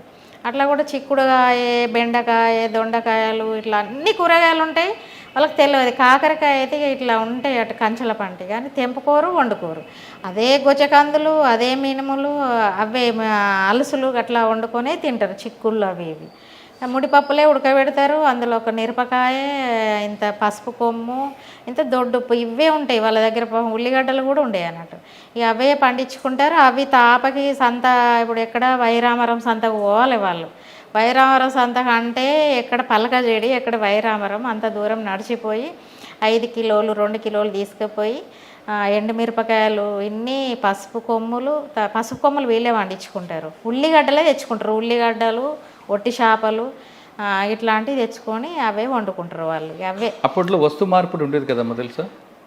వస్తు మార్పిడి అట్లా వాళ్ళు పసుపు ఇస్తే సౌకర్యం ఇంక వేరే వస్తువులు ఇస్తారు వాళ్ళు. అది మార్పు, అందులో మోసాలు జరిగేవి కదా చెప్పారు. అందులో ఇప్పుడు దిగువ వాళ్ళు సావుకారులు అని వచ్చేటోళ్ళనే, పాపం వీళ్ళకి ఏం తెలియదు. ఇప్పుడు వీళ్ళు మినుములు, గొచ్చకందులు, మినుములు, ఇవేంటి ఉల్లువలు ఇవన్నీ పండిస్తారు వాళ్ళు. ఇవి సంవత్సరం పొడుగుతా 2 కిలోలు తీసుకుపోతారు, తెచ్చుకుంటారు. ఈలోపు ఏం చేస్తారు వీళ్ళు, గొచ్చకందులు కొండ గరువులలో బాగా వండుతాయి, ఎందుకంటే ఎప్పటికీ చల్లదనం ఉంటుంది. కొండల మీద గొచ్చకందులు వండుతాయి, మినుములు వండుతాయి. ఇవి కొనడానికి వీళ్ళకి ఒక్కొక్క ఇంటికి 1-2 బస్తాలు వండుతాయి. ఇవి కొనడానికి దిగువ నుండి సావుకారులు వస్తారు. వాడు ఏ కులమైనా కానీ వాడు సావుకారు. భూస్వాములను కూడా సావుకారు అంటారు. తెల్ల బట్టలు వేసుకున్న వాళ్ళందరినీ సావుకారులు అంటారు. సావుకారులు అంటే భూస్వాములు, వాళ్ళ దృష్టిలో వాడు మోసం చేసేవాడు అనేది ఆదివాసులకు ఇది పక్క వాళ్ళకి ఒక టార్గెట్ అన్నట్టుగా, వాళ్ళు ఇట్లా అనేసి. అట్లా వాళ్ళందరూ వచ్చేసి ఈ గొచ్చకందుల ఈ వ్యాపారం అయితే చాలా మీటింగ్లు పెట్టి, సావుకారులతోటి మీటింగ్లు పెట్టి, వాటికి ఇప్పుడు ఆడ 20 రూపాయలకు కిలో, వీడు తీసుకుపోయి 100 రూపాయలకు 200 కిలో అమ్ముకుంటాడు. వీడికి వచ్చేసి వీళ్ళని ప్రజలకి ఏం తెలియదు పాపం, వీళ్ళకి ఎంత కిలో ఎట్లా అమ్మాలనేది అసలు వాళ్ళకి డబ్బు అనేది తెలియదు. అంతే, 1 రూపాయి ఇచ్చినా దాన్ని 10 సార్లు లెక్క పెట్టుకుంటారు. అట్లా మోసం చేసి వీళ్ళను పండిన కష్టార్జితం అంతా వాడు దోసుకపోయాడు. అవునమ్మా, అటువంటి షావుకారులకు మీరు దండించారా? మేము అట్లా చేసినాం చాలా. అట్లా అంటే చింతపల్లి, పాడేరు నుండి వచ్చిన వాళ్ళు, తర్వాత ఇటు వైరామరం నుండి వచ్చిన వాళ్ళు, అట్లా వీళ్ళందరినీ కూడా కూర్చుండబెట్టి మాట్లాడేది, గట్టిగా బెదిరించేది. కొట్టకపోయేది కానీ బెదిరించేది, ఎవరిని కొట్టలేదు. ఎందుకంటే మళ్ళీ వాళ్ళు రావాలి, వీళ్ళ దగ్గర ఎక్కువ రేటు తీసుకుపోవాలి. మళ్ళీ మనం కొడితే వాడు బంద్ అయితే వీళ్ళు మళ్ళీ సంతకు తీసుకుపోయి ఇదే మాదిరిగా మళ్ళీ కిలో 2 కిలోలు తీసుకుపోయి సంతకు అమ్ముకుంటే వీడికి తప్పని పరిస్థితి. వీళ్ళు ఇవి అమ్ముకుంటేనే ఆ ఉల్లిగడ్డ, ఉరకాయలు అనేది వస్తుంది వాళ్ళకి. మళ్ళీ ఇక్కడ ఇంత దూరం నుండి అంత దూరం తీసుకుపోయకంటే అదే సావుకారులను కూర్చుండబెట్టి వాళ్ళకి గట్టిగా చెప్పి వాళ్ళ కష్టార్జితం నువ్వు దోసుకోవద్దు, నీవు బతకాలి, వాళ్ళు బతకాలి. బయట నువ్వు ఎంతకు అమ్ముకుంటున్నావు, మళ్ళీ ఇక్కడ నువ్వు ఎంతకు కొనాలి, నీకు లాభం ఉండాలి, వాళ్ళకు లాభం ఉండాలి అనేది మీటింగ్ పెట్టినాక అట్లా జనాలు అప్పుడు మంచి సంతోషపడేది అన్నట్టు. ఇట్లా అంటే అన్నలు ఉంటేనే మనకి ఇట్లాంటి బతుకులు కొత్తగా మారినాయి అనేది వాళ్ళకి అర్థమైపోయింది. వీళ్ళతోటే మనకు అభివృద్ధి, వీళ్ళతోటే మనకు తెలివి వచ్చింది, చదువు అయినా, తిండిలో మార్పు అయినా, కట్టు బట్టు అన్ని మార్పులు వచ్చినాయట. మేము ఉన్నంత వరకు అయితే చాలా మార్పు వచ్చింది అక్కడ జనాలకి. పంటలు వరి కూడా చాలా పొట్టిమలకలు పండిస్తారు వాళ్ళు, ఎర్ర బియ్యం అవే దంపుతారు. ఇంకా మిల్లులు, కరెంటు, రోడ్లు, వెహికల్స్ ఏం లేవు అన్నట్టు అప్పటికి. ఇంకా ఇక మళ్ళీ ఇవేం చేస్తారు, ఈ చెట్లన్నీ నరికి పెద్ద పెద్ద దుక్కలు ఉంటాయన్న వాటినే ఇట్లా ఇసురవుత చేసుకుంటారు. రోళ్ళు కూడా అదే చిన్న రంధ్రం చేసి ఇట్లా దంపుకుంటారు వాళ్ళు. లేకపోతే భూమిని రంధ్రం చేసి దంపుకొని నైట్ అంతా దంపుతారు. బియ్యం దంపి మనకి వాళ్ళు తినడానికి అదే, మనం వచ్చినప్పుడు మనిషికి దొప్ప వండుకొని ఇస్తారు. ఇంటికి ఒక దొప్ప అన్నం వండి, మనం దాదాలు వచ్చిండ్రు అని అంటే మనకు దొప్ప ఇస్తారు, అంబలి ఇస్తారు, కూరలు కూడా అదో దొప్ప అన్నమో దొప్ప ఇస్తారు అన్నట్టు. అట్లా ఇక వాళ్ళు దంపుకుంటూనే ఉంటారు. సోళ్ళు కూడా మొత్తం దంపాలి. పొట్టు దంపినాక మళ్ళీ ఈసురవతల పెట్టి నైట్ అంతా వాళ్ళకి 2 గంటల నుండి ఇసురుతారు. ఇసురంగా ఇంత పిండి వెళ్తుంది. మళ్ళీ అదొక 2 రోజులకే ఉంటుంది. ఇక వాళ్ళు కూడా ఏంటంటే అన్నం ఎక్కువ ఉండదు. ఈ రాగులు ఇవి అంబలి ఇష్టం వచ్చినంత తాగొచ్చు. ఇప్పుడు మనకి అన్నం అంటే గింతే ఇవ్వడం, నువ్వు 10 మంది ఫ్యామిలీ ఉన్నదంటే మనిషి దొప్ప కుట్టి ఇంత ఇంత ఇంత పంచుతారు. అందులో మన దళం వచ్చిందంటే దాదాలు వచ్చిరంటే మనకు ఒక దొప్పిస్తారు అన్నట్టు. పిల్లలైనా అంతే, ఎవరైనా అంతే. అంబల్లో మాత్రం కొలుతా ఉండదు, అన్నంలో కొలుతా ఉంటుంది వాళ్ళకి. అక్కడ అంతా బాగానే ఉంది కదా, ఇక్కడ మీరు మైదాన ప్రాంతం నుంచి వెళ్ళారు, అక్కడ వెళ్ళేసరికి అంతా కొండలు గుట్టలు, ఆ కొండలు కూడా 90 డిగ్రీలా కనిపిస్తుంటాయి. అవును, ఎక్కి దిగడం కష్టం అనిపించలేదు? చాలా కష్టం. అసలు ఉండొద్దు అనుకున్నా, వద్దాం పోవాలనుకున్నా కానీ అప్పుడు ఇంటికాడ పరిస్థితులు కూడా బాగలేవు. లాస్ట్ మేము అమ్మ నాన్నకు లాస్ట్ మా చెల్లె నేను, మా అమ్మ నాన్న అప్పటికే పెద్ద మనుషులు అయినరు, వాళ్ళకి ఇక చేతన అవుతలేదు, అన్నల మీద డిపెండ్ అవడు. అప్పటికే మా అన్నలు వదినలు కొద్దిగా వాళ్ళు గులిగినట్టు అవడు, వీళ్ళకి ఇంకా పెళ్ళి అవుతలేదు, మాకు భూములు పంచిస్తలేరు అనేది కూడా మా ఇంట్లో ఒత్తిడి జరిగింది. ఇక నేను అప్పుడే కొద్దిగా 7th చదువుకున్న, కొద్దిగా చిన్నగా తెలివి అనేది ఉన్నది. వీళ్ళు ఇట్లా అంటున్నారు ఏంది అనేసి, అమ్మ ఇట్లా గులుగుతాండ్రు, మా అమ్మ నాన్నకు శాత కాకుండా అయ్యారు, వాళ్ళు ఏం చేయలేని పరిస్థితిలో. ఇక అప్పటికే దళం కూడా బాగా ఇంటికి వచ్చుడు, నేను ఇక పోయే ఉద్దేశంలో ఉన్నా. అట్లా మీకు ఎప్పుడైనా అనిపించలేదా వెనక్కి వచ్చేయాలని? ఇక కోపం మీద పోయిన అన్నయ్య. మళ్ళీ పోయినా కానీ వీళ్ళు పార్టీ వాళ్ళు 6 నెలలు ఊర్లలో పెట్టిరు, ఈమె నిలదొక్కుంటుందా పోతుందా అని పెట్టినా కానీ నేను పోనన్న. ఇంట్లోకి వెళ్ళి బయట అడుగు పెట్టినాక ఒక ఆడవాళ్ళకు ఉండే ప్రాబ్లం చాలా ఉంటుంది, నేను అస్సలే ఇంటికి పోను. ఇక సావో బతుకో పార్టీలనే నేను ప్రజల కోసమే పోరాటం చేసి వస్తే తప్ప నేను ఇంటికి పోనన్నే. అంటే ఎక్కడ పెట్టినా నేను అసలు ఇంటికి పోనంటే ఇక పోయేటట్లేదని అప్పుడు మళ్ళీ బయటికి తీసుకొని నాకు డ్రెస్ ఇచ్చి గుడ్డలు ఇచ్చి అట్లా దళంలో తిప్పుకున్నారు. దళంలో తిప్పుకున్నాక 2 years తర్వాత ఏఓబికి వెళ్ళిన. అట్లా ఏఓబికి వెళ్ళినాక ఇక అక్కడ కొండలు అంబలి అస్సలు తాగలేదు. ఇప్పుడు క్రాంతి రణదేవ్ బాగా చాలా నాకు తెలుసు అన్నట్టు, ఇక్కడ మా బావి దగ్గర ఉండేటోడు కదా, నువ్వు వచ్చిన వారా మంజు వారే నడుస్తావారా కొండలు ఎక్కుతావారా నువ్వుకి అనేటోడు. ఇక మరి నీ పోనా అన్న, ఇంటికి పోనా, నాకు ఎక్కలేకపోతానా అంటే, పోదురా మనం ప్రజల కోసం పోరాడాలి, ప్రజలు చాలా తిండికి బట్టకు చూస్తున్నావు కదా ఇక్కడ జీవన విధానం, వాళ్ళు ఎంత కష్టపడతారు, వాళ్ళకి చదువు విద్య వైద్యము ఏం లేదు కదరా, వాళ్ళందరికీ మనం ఇవన్నీ నేర్పాలి, వాళ్ళ కోసం కష్టపడాలి, వాళ్ళను ఒక అభివృద్ధి దిశలో మనం తయారు చేయాలి, వాళ్ళకు కూడా పోరాటం గురించి చెప్పాలిరా, నీ నీ నీ అవసరం చాలా ఉన్నది ఇక్కడ, నువ్వు ఫస్ట్ మైలో వచ్చినావు, నువ్వు వరంగల్ నుండి నువ్వు నిలదొక్కుకోవాలి, వరంగల్లో వాళ్ళందరికీ నువ్వు ఆదర్శంగా ఉండాలి, నిన్ను చూసి ఒక అక్క పోయింది, ఒక మహిళ పోయింది, మనం ఎందుకు పోవద్దు అనేది అక్కడ ఉన్న వాళ్ళందరికీ నీ గురించి నీ విలువ తెలవాలరా అనేది బాగా చెప్పేటోడు. అందరూ మగవాళ్ళు, మీరు ఒక్కరే లేడీయా? ఒక్కదాన్నే లేడీ నేను. సాధారణంగా ఆడవాళ్ళకు ఉన్న ఇబ్బందులు కూడా ఉంటాయి, అవన్నీ అడవిలో మీకు ఎదురయ్యా? ఎదురయ్యాయి అన్న. లేడీస్ కొన్ని ప్రాబ్లమ్స్ కొన్ని ఉంటాయి కదా? అవునన్న. అయితే మాకు ప్రాబ్లమ్స్ అంటే ఉంటాయి కానీ వాళ్ళు చెప్తారు అన్నట్టు. ఇక మాకు ఇప్పుడు డేట్ వచ్చినప్పుడు అవన్నీ కూడా మనిషి వాళ్ళు ఉంగిస్తారు, ఒక సబ్బు ఇస్తారు, జుట్టుకి ఎక్స్ట్రా సబ్బు లైబై వాళ్ళకి సగం ఉంటే మాకు ఫుల్ ఇస్తారు, క్లాత్లో లుంగి కొనిస్తారు నెలకొకటి, ఇక వాటర్ కేటాయిస్తారు. అప్పుడు వాటర్ కూడా మేము క్యాన్లలో పెట్టుకొని నైట్ ఆడ వాటర్ పట్టుకొని కొండలు ఎక్కేది నిర్బంధం రీత్యాగా. అట్లా చాలా ఇబ్బంది అన్నట్టు. ఆ టైంలో వచ్చేదంటే ఇక ఏడ్చేదన్నట్టు, ఇక అది వర్ణాతీతం, ఎవరికి చెప్పుకోలేమన్నట్టు అది. కానీ ఇక లీడర్షిప్ చాలా ప్రోత్సాహంగా ఉండేది, మాకు ఫుల్ సపోర్ట్ అసలు. అది అక్కడ వేధింపులు అని ఒక ఆరోపణ వాస్తవం అంటారా మహిళల పట్ల? పార్టీలు అన్న అస్సలే లేదన్న. చెప్పినోడు వాళ్ళు వేస్ట్ కాళ్ళు, వాళ్ళు విన్నోళ్ళు కూడా వేస్ట్ కాళ్ళు. అది ఉంటే ఇంతమంది మహిళలు ఎందుకు పోతాం అన్న, ఇన్నేళ్ళు ఉండాల్సిన అవసరం ఏంది? వాళ్ళు ఫుల్ స్వేచ్ఛ హక్కు అంటేనే పార్టీలే, బయట లేదు, బయట ఏ స్వేచ్ఛ లేదు, ఏ హక్కు లేదు, ఏ కుటుంబం సపోర్టు లేదు, ఏ సమాజం సపోర్టు లేదు, ఏ పోలీసుల సపోర్టు లేదు, ఏ రాజకీయం సపోర్ట్ లేదు. ఫుల్ సపోర్టు స్వేచ్ఛ, ఆడోళ్ళకి స్వేచ్ఛ అంటే మావోయిస్ట్ పార్టీలే. నాకైతే ఫుల్, నేను 100% గుండె గుద్దుకొనైనా నేను చెప్పగలుగుతాను. ఎప్పుడు ఏ వేధింపులు అనేది ఉండే. కాకపోతే ఏంటంటే అందరూ ఒక ఏజ్లో ఉంటారు, పెళ్లి విషయాల అక్కడికి వచ్చినప్పుడు ఒక్కొక్కరికి ఒక్కొక్క తెలివి ఉంటుంది, అది వాళ్ళకి నాలెడ్జ్ లేక. ఇప్పుడు నీ గురించి నీకు ఎంత ఉండాలో గంతే ఉంటుంది. ఎక్కువ నీకు సమాజం పట్ల, ఒక ప్రకృతి పట్ల, ఒక మహిళ పట్ల, ఒక జెంట్స్ పట్ల ఎంత నాలెడ్జ్ ఉండాలో ఉండక, అవగాహన లేక కొన్ని పొరపాట్లు చిన్నవి జరుగుతాయి. కాకపోతే లీడర్షిప్ వెంటనే దాన్ని కనుక్కొని దాన్ని విమర్శ రూపకంగా, ఆత్మవిమర్శ రూపకంగా వెంటనే పరిష్కారం చేస్తే దాని ఆటకి సాల్వ్ అయిపోతుంది అంతే. కానీ వేధింపు అనేది లేదు, బయట ఉంటాయి. తప్పు తప్పు అది అది చెప్పిన వాళ్ళు తప్పే, విన్నోళ్ళు తప్పే. నేను మాట్లాడేది అదే అమ్మ మీ విషయం పక్కన పెడదాం. అన్న శాసగిరి రావు అలియాస్ గోపన్న దొరల కుటుంబంలో పుట్టి ఆయన అడుగుబాటు పట్టడం ఏంటి? ఇవన్నీ కారణం ఏంటి? గోపన్న ఫస్ట్ అదే ఈ గద్దర్ మీటింగ్ తర్వాత ఆశన్న ఉన్నారు కదా, ఇప్పుడు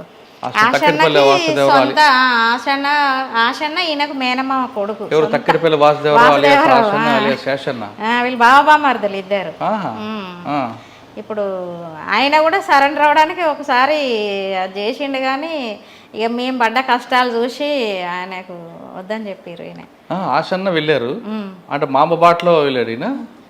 ఇద్దరు ఒకటేసారి రిక్రూట్మెంట్, ఇద్దరు అదే టైంలో. ఇంకా ఆయనే ముందు వెళ్ళిండట, వెళ్ళి అరెస్ట్ అయ్యి మళ్ళీ ఇంటికి వచ్చిండు. ఇంటికి వచ్చేలోపు ఈయనే పగడేరు ఎన్కౌంటర్ తర్వాత సెకండ్ బ్యాచ్ అన్నట్టు. వీళ్ళు 13 మంది. ఇప్పుడు అర్జున్ అన్న అని ఉంటారు, ఇంటర్వ్యూ తీసుకున్నారు. ఇక్కడ తమ్మడపల్లి ఉంటుంది. ఫస్ట్ డీకేలో ప్లాటూన్ డిప్యూటీ కమాండర్. ఇప్పుడు బెక్కల్లో మీరు అక్కను ఇంటర్వ్యూ చేసినట్టున్నారు. అన్న ఫస్ట్ పార్టీలో శ్రీనివాసు కమాండరు, అర్జున్ అన్న డిప్యూటీ కమాండర్. ఇక్కడే గన్పూర్ మండలం తమ్మడపల్లి అన్నయ్య. అన్న ఈయనే అట్లా వీళ్ళు 10 మంది వెళ్ళారు. వీళ్ళందరూ వెళ్తూ డీకేకి వెళ్తూ ఏటున్నారో మాదేవ్పూర్కి వెళ్ళి అందరు రాంగ ఈయన అన్న ఇంకో ఇద్దరు ఎవరు అన్నట్టు 4 మిగిలిరు. అంటే దొరల కుటుంబంలో పుట్టిన గద్దర్ యొక్క పాటల ప్రభావంతో అడుగుబడి పెట్టారు అంతే. అంటే ఈయనది ఏదో లవ్ది ఫెయిల్ అయ్యి అట్లా పాటలే పోయిండు అనేది తను చెప్పిండు. అట్లా పార్టీలోకి ఎప్పుడు మీకు ఎదురయ్యారు? పార్టీలో అన్నయ్య మాకు 93 నుండి పరిచయం.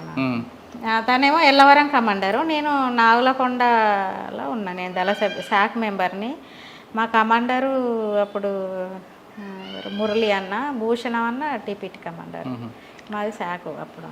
మరి మీ ఇద్దరికి మాకి అంటే మామూలుగా పరిచయము, ప్రేమ అనేది ఏం లేదు. మా ఇద్దరు పర్సనల్గా మేము ఇట్లా లవ్ గివ్ అనేది ఏం లేదు. మాకు చంద్రమౌళి దేవన్న అన్న మాట్లాడిండు. మాట్లాడినాక నేను ఇంకా సంవత్సరం తర్వాత నేను టైం ఇచ్చిన. తన కూడా గోపన్న కూడా పెళ్ళి చేసుకోలే, చాలా 8 సంవత్సరాలకేమో అప్పటిదాకా చేసుకోనానే ఉన్నాడు అన్నట్టు. ఇక తను లవ్ అది ఇది కొద్ది ఫెయిల్ అయింది కదా, దాంతో ఆమెను మర్చిపోలేక చేసుకోలే. ఎవరిని కూడా చేసుకోమంటే అడవులోకి వచ్చారా? అట్లాని కాదు, అదొకటి కారణము. ఇక అప్పటికి బాగా పనులు కూడా బాగా జరుగుతున్నాయి కదన్న. ఇప్పుడు గద్దర్ మీటింగులు, అప్పుడు ఉవ్వెత్తున చాలామంది రిక్రూట్మెంటు, వర్గ పోరాటాలు, భూస్వాముల పోరాటాలు, రైతు కూలి పోరాటాలు అనేది వరంగల్లో అప్పుడు ది అన్నట్టు ఉండేది. మావోయిస్ట్ పార్టీ అంటే అప్పుడు ఊగేది అన్న, పీపుల్స్ వార్ పార్టీ.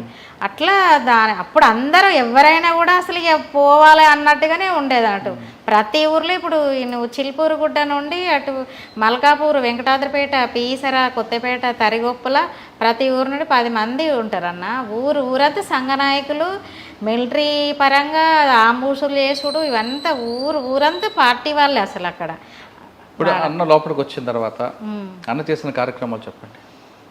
తను వచ్చినాక అసలు ఏవోవి అక్కడ 2 దళాలు ఎన్కౌంటర్ అయినాయి. నేను పోయేటప్పటికే వాళ్ళు ఎన్కౌంటర్ అయిపోయారు. అన్న అప్పుడే వెళ్ళిపోయిండు గోపన్న. అంతకంటే నేను వెళ్ళిపోయేదానికంటే సంవత్సరం 2 ఏళ్ళ ముందు వెళ్ళిండట.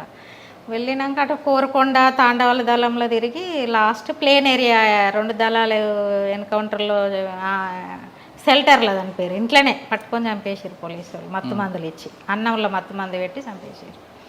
అట్లా మళ్ళీ అన్న అటు Nagalakonda deputy commander, Devanna commander ఉండే.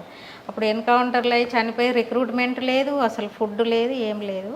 ఆ టైంలో చాలామందిని స్కూళ్ళల్లో పోయి స్టూడెంట్ని కలుసుడు, అట్లా ఆర్ఎస్ పెట్టి, రాడికల్ విద్యార్థి సంఘాలు ఇవన్నీ పెట్టి చాలామంది సంఘాలు పెట్టేసి చాలామంది రిక్రూట్మెంట్ చేసిండు. ఇక వీళ్ళది ఒక టీం ఉంటుంది, పండన్న, తిలకు, రమేష్, ఈయనే వీళ్ళ సెక్రటరీ దేవన్న, అప్పుడు జిల్లా కమిటీ సెక్రటరీ. ఇటు నాగలకొండ దళంలో మాది 5గురు టీం అంతే. నేను ఒక్కదాన్నే లేడీస్నప్పుడు. వీళ్ళ దాంట్లో ఎల్లవరంలో కమలక్క అని పండన్న భార్య, ఆమె కోంద అమ్మాయి, ఆమె ఇద్దరు. అన్న లోపల ఉన్న టైంలో కోరాపుట్ పోలీసు మీద దాడి, మోటు పోలీసు మీద దాడులు, ఏలేశ్వరం, ఇవన్నీ కూడా మీకు తెలుసా? తెలుసు అన్నయ్య. ఎలా చేశారట? ఫస్ట్ ఏలేశ్వరం చేసినాం అన్నయ్య. ఏలేశ్వరం మీరు ఉన్నారు అప్పుడు? ఉన్నా, నేను కూడా ఉన్నా అప్పుడు. సంవత్సరం గుర్తులేదు, 94, 95 అనుకుంటా, 95 అట్లా అనుకుంటాను. అయితే అప్పుడు ఇక ఫస్ట్ అప్పుడే ఇక అప్పటిదాకా పోలీస్ స్టేషన్ మీద దాడులు చేయలే, అసలు ఎక్కడ కూడా పార్టీ చేయలేదు. అంటే అక్కడ అరకొర చేసిరు, కానీ ఇక ఫస్ట్ నుండి ఇక మనం ఎప్పటికీ ఆర్గనైజేషను రిక్రూట్మెంట్ ఒకటే, ఈ రెండే కాకుండా మనం ఆయుధాలు లేవు కదా, ఆయుధాలు అనేది కావాలి, ఆయుధాలు సంపాదించుకోవాలంటే పోలీసు వాళ్ళు స్టేషన్ల మీద దాడి చేసి గుంజుకొచ్చుకోవాలనేది ఒకటి వాళ్ళ ఎజెండా పార్టీలో.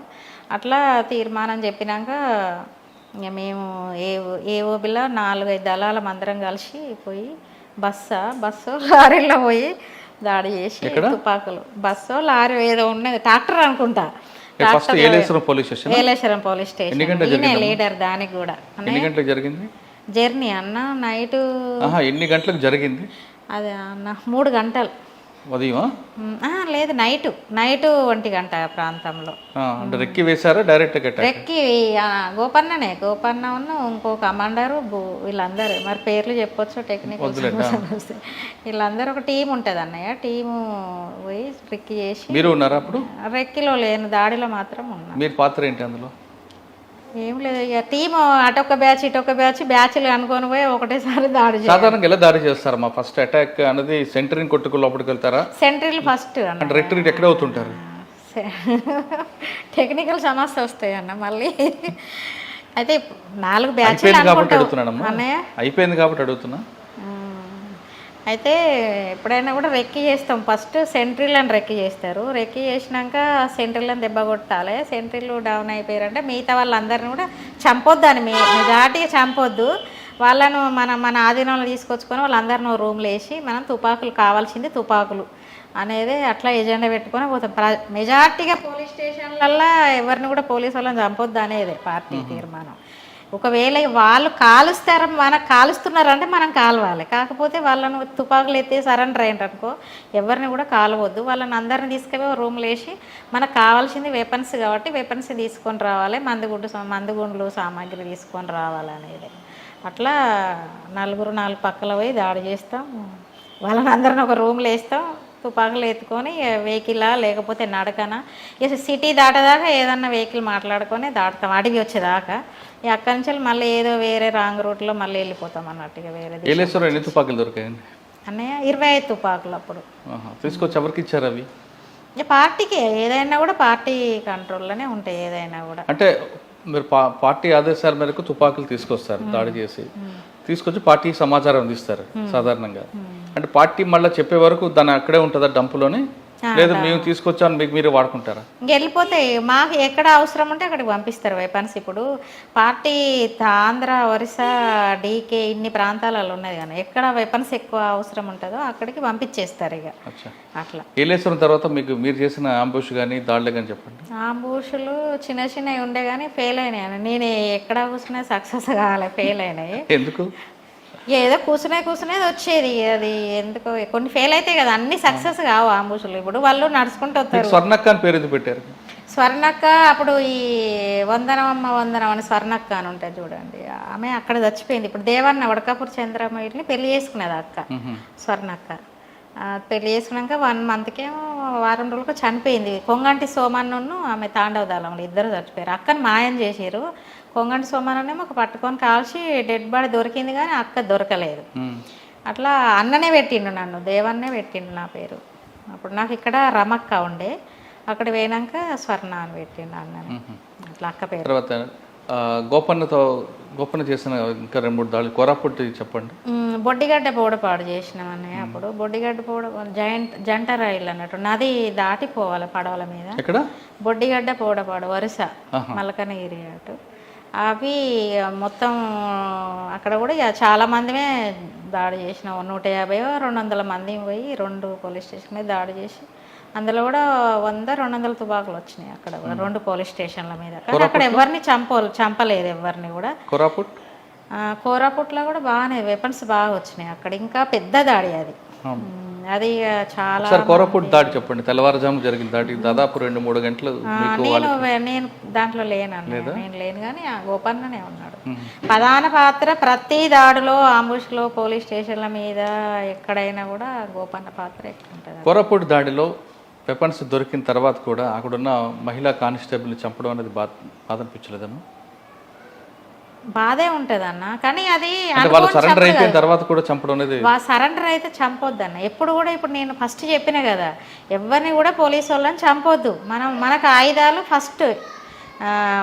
ఎవరిని కూడా పోలీసు వాళ్ళని చంపొద్దు. ఒకవేళ వాళ్ళు వెపన్ పట్టి ఎదురెదురు కాల్స్తే మనం కాలవాలి తప్ప మనం కాల్చి చంపొద్దు అనేది తీర్మానం పార్టీలో కొన్ని. ఎందుకంటే అది పెద్ద యుద్ధం కదా అన్న, యుద్ధంలో అది ఎట్లా తూటాలు తగులుతాయి, అది తగిలేది తెలియదు కదా. ఇప్పుడు గోపన్న కూడా దారకొండలో 3 తూటాలు పొత్తిగడుపు యూరిన్ పైపే కనబడ్డది, అక్కడ పడ్డది, ఇక్కడ పడ్డది, తొడల పడ్డది.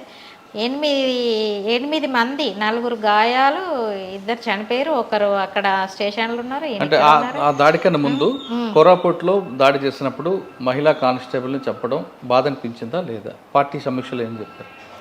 పార్టీ సమీక్ష అంటే వాళ్ళు, నేను వేరే కాడ ఉన్నా, వాళ్ళు ఏం చేస్తారు నాకైతే అదైతే కరెక్ట్ కాదు.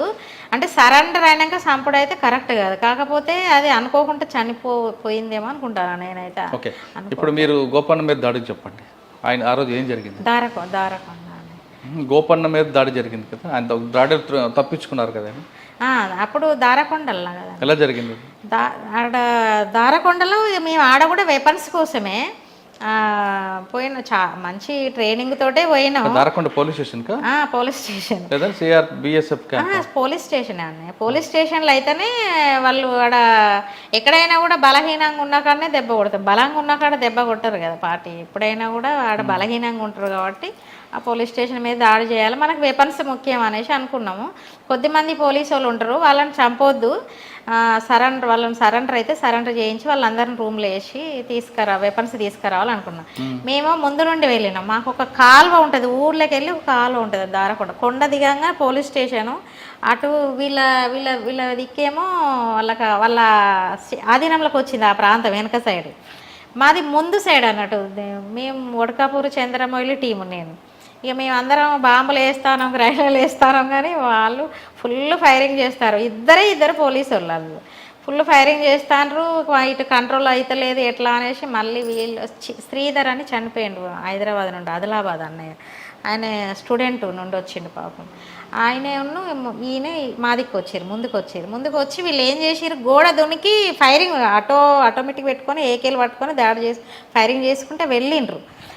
కానీ అందులో సాటుగా ఒక పోలీసు ఉంటే ఆ పోలీసు ఆయన ఆ అన్నను కొట్టిండు. అన్నకు ఇక్కడ తగిలింది, స్పాట్ డెడ్ అన్న. ఈయనకేమో ఇక్కడ తగిలింది. ఈయన తగలంగానే వెంటనే మా దిక్కు పడ్డాడు, మా మీద పడ్డాడు. ఫెయిల్ అయిపోయింది, పోలీస్ స్టేషన్ ఫెయిల్ అయిపోయింది అని అంటాడు. అరే ఏమైందంటే శ్రీధర్ చనిపోయిండు, నాకు దెబ్బలు తగిలినాయి, తొందరగా మీరు ఎక్కడ పోవాలా దునకాల అనేసి అంటున్నాడు. అంటే మరి నీకు ఇట్లా అయింది కదా, వద్దు మొత్తం అందరు ఉన్నారు, ఒక్క పోలీసే ఉన్నాడు, ఆయన సరెండర్ చేపిస్తారా, ఆయన చంపేస్తారా, పోయి ఒక్కడిని వేసేస్తే అయిపోతుంది అని అన్నారు. కానీ ఆయన్ని చంపలేదు, తీసుకొచ్చి కొట్టిర్రు, ఆయనను కట్టేసి ఉన్న తుపాకులన్నీ ఎట్టుకొని వచ్చినాం. అప్పుడు ఈయనే శ్రీధరు, ఇప్పుడు భూషణం ఆయనకు కూడా దెబ్బ తగిలింది. ఇక్కడ వీళ్ళందరికీ జడ్డీలు కట్టి నేనే మొత్తం 5 జడ్డీలు కట్టుకొని అందరు ఇంటింటికి అందరు లేపి చెద్దర్లు దుప్పట్లు అందరిని అడిగి ఇంకొక 2 అన్నలు ఉంటారు, ఈ తాళ్ళతోటి అన్ని కర్రలకు కట్టి చెద్దర్లు కట్టి అందులో వండబెట్టి ఇక అందరినీ తీసుకొని పోయినాం కొండెక్కుకుంటాం. ఇక అది ఈయనకైతే ఈయన చనిపోతాడనే అనుకున్నాము. ఇక అప్పుడు నేను మళ్ళీ వేరే వెళ్ళిపోవాలి, నేను ఇక్కడ దాడి కాగానే ఇది మన ఆధీనంలోకి వస్తుంది, ఇక నేను మళ్ళీ వేరే వెళ్ళిపోయి మళ్ళీ వేరే అంబుషులో కూర్చోవాలనేది అనుకున్నాం. ఇక ఈలోపు ఈయన పడిపోయిండు. అప్పటికే అందరు పటాపటి ఒక అన్న అందులోనే పాపం తను స్టూడెంట్ నుండి వచ్చిండు, ఆయన ఆ అన్నయ్య అందులోనే చనిపోయిండు. సిటీ నుండి వచ్చిండు, ఆయనకు తెలియలేదు, బాలకృష్ణ అని అన్న చచ్చిపోయిండు. అక్కడ శ్రీధర్ వచ్చిండు, ఇంకో 4 గాయాలైనాయి. 4 కొండెక్కి తీసుకొని పోయినాం. అప్పుడు దేవేందర్ గౌడ్ హోంమంత్రి, అప్పుడు హెలికాప్టర్ మీద ఇక మేము పోయి పెద్ద అడవిలో ఉన్నాము. ఇక మాకు తిండి లేదు, ఏం లేదు, ఆగమాగం. అన్న చనిపోయి డెడ్ బాడీ అక్కడ ఉన్నది, పాపం ఇక నాకైతే ఆ రోజు ఇక చాలా బాధ అనిపించింది. ఇంతమందిని ఫస్ట్ టైం అన్నట్టు నేను ఇంతమంది గాయపడ్డలోనే ఇట్లా తీసుకొని వచ్చుడు, అందరం కొద్దిగా ఇబ్బంది పడ్డాం అందరం కూడా. అరే అసలు ఎట్లా అన్న చనిపోయిన శవాన్ని చూడగానే బాధ అనిపించింది. అట్లా ఒక వీరుడు ఎట్లా అదైపోయి ఇన్ని తుపాకులు వచ్చినాయి అన్న చనిపోయాడు అనేది బాధ అనిపించింది అన్నట్టు. ఆయనకు బాగా ఇట్లా కసి కోపం బాగుండేది అన్నట్టు. ట్రైనింగ్లో కూడా బాగా ఇట్లా ఉండేది అన్నట్టు అన్న కూడా. స్టూడెంట్ హెలికాప్టర్ మీద పోలీసులు వచ్చి ఫైరింగ్ అంటే మేము అడవిలు ఉంటాం కదా, కనబడం వాళ్ళకి డైలీనే కానీ కనబడం. ఇక వాళ్ళు తిరిగిండ్రు బాగానే, కొండల మీద బాగా తిరిగిండ్రు. కానీ ఇక వేద్దామన్నారు, హెలికాప్టర్ని వేద్దాం కానీ వీళ్ళందరూ పేషెంట్లు ఉన్నారు కదా, వీళ్ళు ఉరకలేరు కదా అనేసి ఇక మళ్ళీ. అంటే హెలికాప్టర్ పంచర్ రాకెట్ లాంచర్ కావాలి కదా, రాకెట్ లాంచర్ ఉన్నాయి ఎప్పటికీ ఉన్నాయి, ఎందుకు లేవన్నీ పార్టీలో ఉన్నాయని. ఇంకా బాగా గుర్తుండిపోయిన దాడి అని చెప్పండి. ఇంకా నాకు ఏఓబిలు అంటే ఇవే. ఇక మోటు అంటే మేము మోటులో నేను లేను. నేను ఎక్కువ మిలిటరీలో పోకపోయేదాన్ని, ఎక్కువ ఆర్గనైజేషన్ రిక్రూట్మెంట్ ఆర్గనైజేషన్ ఇవి సంఘాలు పెట్టుడు కదా. మా అడవిలో ఉన్న టైంలో అన్నయ్య ఈ సంఘటన వల్ల ఆదివాసుల్లో అభివృద్ధి తీసుకొచ్చామని ఒక మనసుకి మీకు నచ్చిన సంఘటన చెప్పారు. అలా అని దీనివల్ల నేను మనసుకి బాధ కలిగిన సంఘటన ఉందా?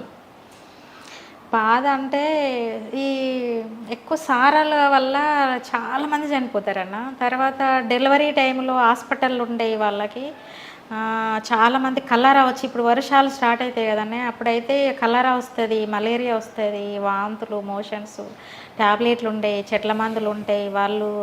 వాళ్ళ ఏమంటారు, వాళ్ళ దేవతలను మొక్కుకుంటారు. వాళ్ళ దేవతలను మొక్కుకొని ఎడ్లను చాలా ఇంటికి ఒక ఎడ్ల కోసుకొని తింటారు. ఎడ్లను అయితే ఇక విపరీతంగా తింటారు. ఈ జబ్బులు వచ్చినాయని ఇక ఏమంటారు, కల్లరా వచ్చి ఇట్లా ఊరంతా చనిపోతారు చూడండి. అట్లా అవుతుంది అన్నట్టు. అక్కడ ఇంటికి చాలా మంది, ఇంటికి ఒక శవం చచ్చిపోయినట్టు చచ్చిపోయారు అన్నట్టు. అప్పుడు బాధ అనిపించింది. అప్పుడు మాకు జిల్లా కమిటీ సెక్రటరీ గోపన్న, అప్పుడు మేము దళం, మాది దళము.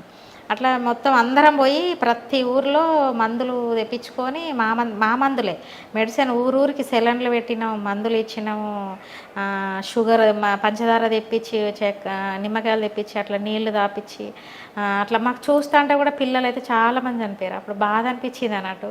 అంటే సమాజానికి, గవర్నమెంట్కి ఈడొక ఊరు ఉన్నది, ఈడకి ఇట్లా ఉన్నారు పిల్లలు, ఈ సమాజం, ఈ ఊర్లో మనుషులు ఇట్లా ఉన్నారు అనేది ఏ గవర్నమెంట్కి తెలియదు, ఏ పోలీసులకు.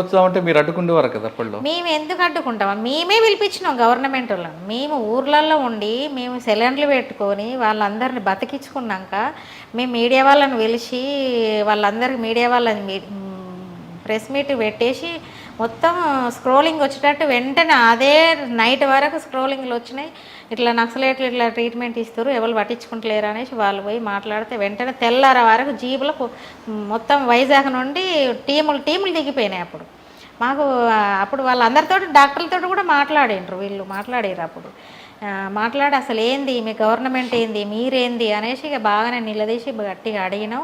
మందులు మీరు ఇచ్చిపోండి అంటే వాళ్ళు బస్తాలు తెచ్చి మాకు ఇచ్చేటోళ్ళు అన్నట్టు. ఇస్తే మేము కూడా ఊర్లలో మేము ప్రతి ఊరికి మేము పోయినామంటే అందరూ జబ్బులు, జ్వరాలు, స్వర్ణక్క నాకు ఒక ఇంజక్షన్ వేయరా, వాళ్ళకి ఇంజక్షన్ వేస్తే వాళ్ళకి చాలా సంతోషం అన్నట్టు. అబ్బా పవర్ఫుల్ ఇంజక్షన్ వేసిండ్రు, చాలా తొందర జ్వరం తగ్గింది అనుకుంటారు అన్నట్టు. వాళ్ళు అంత ఫీల్ అవుతారు అన్నట్టు. వాళ్ళు మనం ఓంగానే ఎదురు చూస్తారు మందుల కోసమే, తిండి కోసం, మందుల కోసం. ఇప్పుడు అన్నం కూడా చాలా మాకు ఈ బకెట్లలో ఇంటింటికి అడుక్కొని వస్తారు, కూరలు, అంబలి ఇదంతా కూడా. పాపం వాళ్ళు అన్నం దొరకదు కదా, మాకు అన్నం ఎక్కువ వీళ్ళు మా సంఘం వాళ్ళు ఎక్కువ అడుక్కొని వస్తే మిగిలింది తినండి మాతో పాటు వాళ్ళు కూడా తింటారు అన్నట్టు. మళ్ళీ ఇంటికాడ తినొస్తారు, మాతో పాటు తినండి నాన్న అంటే తినేస్తారు. అక్కడ మీ ఇద్దరి మధ్యన ఫస్ట్ ఆయన చెప్పారా, తర్వాత మీరు చెప్పారా? 8 సంవత్సరాల తర్వాత ఆయన వచ్చారు అన్నయ్య. ఆల్రెడీ ఒకసారి ప్రేమ ఫెయిల్ అయింది, లవ్ ఫెయిల్ అయింది. మీకు చేసుకుంటా అని మీకు చెప్పారా, లేదు మీరు ఆయనకి చెప్పారా? మేము ఇద్దరం మాట్లాడుకోలే అసలు. ఎందుకంటే నా పని నాకు, తన పని తనకు బాగా ఉండేది. మేము ఎప్పుడు కూడా ఇన్వాల్వ్ కాలే, మ్యారేజ్ చేసుకోవాలనేది అనుకోలేదు. దేవన్న వాళ్ళే ఎంటర్ అయినరు, దేవన్నను ఇప్పుడు బసవరాజు అన్న వాళ్ళు మాట్లాడుకొని. అయితే తనకి అంతా అక్కడ లోకల్ వీళ్ళంతా ఉంటారు, వరంగల్ నుండి పోయినదాన్ని నేను ఒక్కదాన్ని ఉన్నా అక్కడ. ఎందుకంటే ఇక మనకు వాళ్ళు దొరలు అనేది తెలియదు, మేము గౌడ్స్ వాళ్ళు దొరలు. క్యాస్ట్ ఇట్లా నా స్టడీ కూడా 7th చదివినా, నేను పెద్ద చదువుకున్న దాన్ని కూడా ఏం కాదు. కాకపోతే మాకు సమాజం చదువు తప్ప మాకు చదువు అనేది లేదు ఎక్కువ. దాన్ని బట్టే ఇంత నడుచుడు. ఈ దేవన్న వాళ్ళు గంగన్న వాళ్ళు మాట్లాడి మరి ఎవరిని చేసుకుంటే ఏంటంటే చాలా రోజులు పాపం చేసుకున్నానే అన్నారు. ఇక ఎట్లుంటుంది, ఒక వయసు మీద ఉన్నప్పుడు అన్ని రకరకాల సమస్యలు వస్తాయి, అట్లా ఇట్లా విమర్శలు వస్తాయి. ఎందుకు ఎవరినో ఒకరు చేసుకొని ఇష్టమైన వాళ్ళని అది ఏదని అంటే చెప్పలేదు. తర్వాత దేవన్న నన్ను అడిగిండు, నువ్వేమన్నా పెళ్ళి చేసుకునే ఆలోచన ఉన్నదా ఏందని అంటే నాకైతే ఇప్పుడు లేదన్నా, నేను ఇప్పుడు చేసుకోను, ఇంకా టైం పడుతుంది అని అంటే ఇక చేసుకోవాలి రా, ఎన్ని రోజులు ఉంటావు, ఇప్పటికే చాలా రోజులు అవుతుంది అది ఇది అని మాట్లాడితే ఇక అప్పుడు వాళ్ళు మాట్లాడి డిసైడ్ చేసి డీకేకి పోయిండు గోపన్నప్పుడు వాళ్ళ ట్రైనింగ్ మిలిటరీ క్యాంప్ పోతే అక్కడ మాట్లాడిండు, లెటర్ రాసిండంట. మాట్లాడి పోయి నాతో ఒక సంవత్సరం నుండి మాట్లాడుతున్నాడు దేవన్న. ఇక నేను వద్దానుడు అన్న చేసుకోమనుడు ఇట్లా అవుతుంది, కానీ ఈ వ్యక్తి అని చెప్పలేదు అన్నట్టు. మామూలుగా పెళ్ళి ఆలోచన కల్పించిండు అంతే. కల్పించినాక ఆలోచిస్తా అన్న, ఇప్పుడు ఊరికి అడుగుతాండు, తర్వాత ఆలోచిస్తా అని ఇట్లా చెప్పినాక మళ్ళీ అక్కడ నుండి లెటర్ రాసిండు ఈయనతోటి. రాసి ఈయనతోటి పంపించిండు, లెటర్ ఇచ్చిండు. కానీ ఈయనని ఆ లెటర్లో లేదు, నువ్వు చేసుకో, నేను వచ్చినాక మాట్లాడతా, నువ్వు చేసుకునే ఆలోచన ఉంటే నేను వచ్చాక మాట్లాడతా అని అన్నారు. అవి వచ్చినాక అన్న మాట్లాడిండు. అంటే వాళ్ళ అన్న వాళ్ళు ఇక రేపు వస్తారంటే వాళ్ళు వచ్చే వరకు 6 నెలలు అయింది. 6 నెలల తర్వాత ఈ అన్న మళ్ళీ అప్పుడు గోపన్న మాట్లాడిండు, ఇట్లా వాళ్ళతోటి చెప్పినా మరి నిన్నే పెళ్ళి చేసుకుంటానని, మరి నీ ఉద్దేశం ఏంటిది, నీ ఆలోచన ఏంటిది అని అడిగితే సరే నేను అన్న వాళ్ళకి చెప్తా అని నేను అన్నా. అంటే ఇక అప్పుడు మళ్ళీ వాళ్ళు దేవన్న వాళ్ళు ఈ గంగన్న వాళ్ళు వీళ్ళందరూ వచ్చిండ్రు. అప్పుడు వచ్చినప్పుడు వాళ్ళకి నేను చెప్పినాక మళ్ళీ ఇద్దరిని కూర్చుండబెట్టి ఇష్టపడ్డాక చేసారు పెళ్ళి. పెళ్ళి పెద్ద బసవరాజు గారా? అంటే మాట్లాడేది వాళ్ళు బసవరాజును దేవన్న. మాకు అప్పుడు ఏఓబి రాష్ట్ర కమిటీ సెక్రటరీ దేవన్న కాబట్టి వాళ్ళదే బాధ్యత ఉంటుంది, గైడెన్స్ ఇస్తారు కదా అన్న. ఇక పలానా వ్యక్తికి ఎందుకంటే మంచిగా నిలదొక్కుకోవాలి, మళ్ళీ సరెండర్ అయ్యేటోళ్ళు, వెళ్ళిపోయేటోళ్ళు, చిన్న చిన్న సమస్యలను అర్థం చేసుకునేటోళ్ళు, ఇవన్నీ కొద్దిగా లోపాలు ఉంటాయి కదా. మళ్ళీ ఈయన మిలిటరీ పరంగా చాలా యాక్టివ్గా ఉంటాడు, మళ్ళీ ఈయన తగ్గట్టు మంచి గట్టిగా నిలదొక్కునేటోళ్ళు ఉంటేనే ఒక్కొక్కరి ఆలోచనలు బట్టి వాళ్ళకి ఎవరైతే సూట్ అవుతుందో వాళ్ళనే చేస్తారు, ఎవరిని వాడితే వాళ్ళని. ఎక్కడ పెళ్లి చేస్తారమ్మా? మాకు పలకజీడి ఏరియాలో అన్నయ్య, పలకజీడి ఏరియాలో మీడియా వాళ్ళు కూడా వచ్చారు అప్పుడు. చాలా ఉందా పెళ్లి ఫోటో? పెళ్లి ఫోటోలు లేవు అన్నయ్య, అప్పుడు ఈ సెల్లులు ఇవన్నీ లేవు కదా అసలే, ఫోటోలు కూడా ఏం. సరే అమ్మా, మీరు అడవిలో ఉన్న టైంలో ఈయన మేనమ్మ చెప్పారు కదా తక్కెడపల్లి వాసుదేవరావు గారు, ఎప్పుడైనా కనబడ్డారా? బయటకు వచ్చినాకనా? లోపల ఉన్నప్పుడు వీళ్ళు రెగ్యులర్గా కలుసుకున్నారు. నాకు మల్కనగిరిలో కలిసిండు. నేను ఎక్కువ అటు మెయిన్ మీద ఉంటాను, నేను ఎక్కువ క్యాంపులకు వాటి వీటికి. మల్కనగిరి ఎక్కడ ఉండేవారు? మల్కనగిరి అప్పులూరు ఏరియా. ఇప్పుడు నది సీలేరు నది ఉన్నదండి, ఆ నది పొడుగుతా నేనే తిరిగేది అక్కడంతా. నేను ఇప్పుడు ఈయన అరెస్ట్ అయ్యిండు, జైల్లో ఉన్నాడు. వాసుదేవరావు గారు కనబడే ఇప్పుడు ఏమన్నారు మీకు? నేను ఏమన్నా ఎక్కువ మాట్లాడలేదు, అప్పుడు తక్కువ మాట్లాడినా. ఆయన ఒక్కటే కొద్దిసేపే ఉన్నాడు, వెళ్ళిపోయిండు అన్నట్టు. మరి దాదాపు ఇద్దరు ఎన్ని సంవత్సరాలు ఉన్నారు మా అడవిలో? వాళ్ళ మీ ఇద్దరు పార్టీలో గోపన్న నేనా, తను 15 సంవత్సరాలు, నేను 14 సంవత్సరాలు ఉన్నా. ఎందుకు మరి బయటకు వచ్చారు? మేము గోపన్న అరెస్ట్ అయ్యిండు అంటే ఇప్పుడు అది ఇక్కడ సిటీ అన్న నర్సీపట్నం దగ్గర ఏదో పోలీస్ స్టేషన్ మీద నేను పలకజీర్లు ఉన్నా. మేము ఎప్పుడు కలిసి ఉండం కదా, 6 నెలలకు ఒకసారి.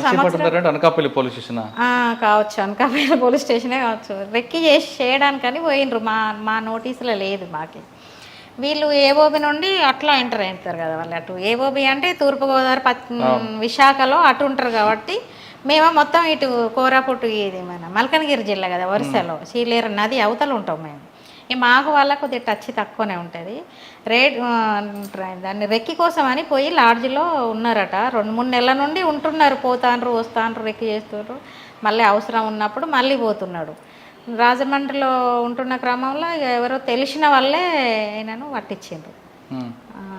అక్కడ అరెస్ట్ అయ్యాడు. అరెస్ట్ అయినాక అసలు అప్పుడు ఎక్కడ మానాలు ఎన్కౌంటర్, అప్పుడు 13 మంది ఏమో నిజామాబాద్లో, అప్పుడు బాగా వాళ్ళను ఘోరంగా చంపేశారు కదా, అది అయింది. తర్వాత తిరుపతిలో 3 ఎన్కౌంటర్ అయినరు. ఈయన అరెస్ట్ అయిన టైంలోనే ఈ 2 ఇన్సిడెంట్లు జరిగినాయట. అప్పుడు మాకు కాకినాడ నవ్వించింది ఎస్పీ గారు, అప్పుడు సార్ ఉండేది అన్నట్టు.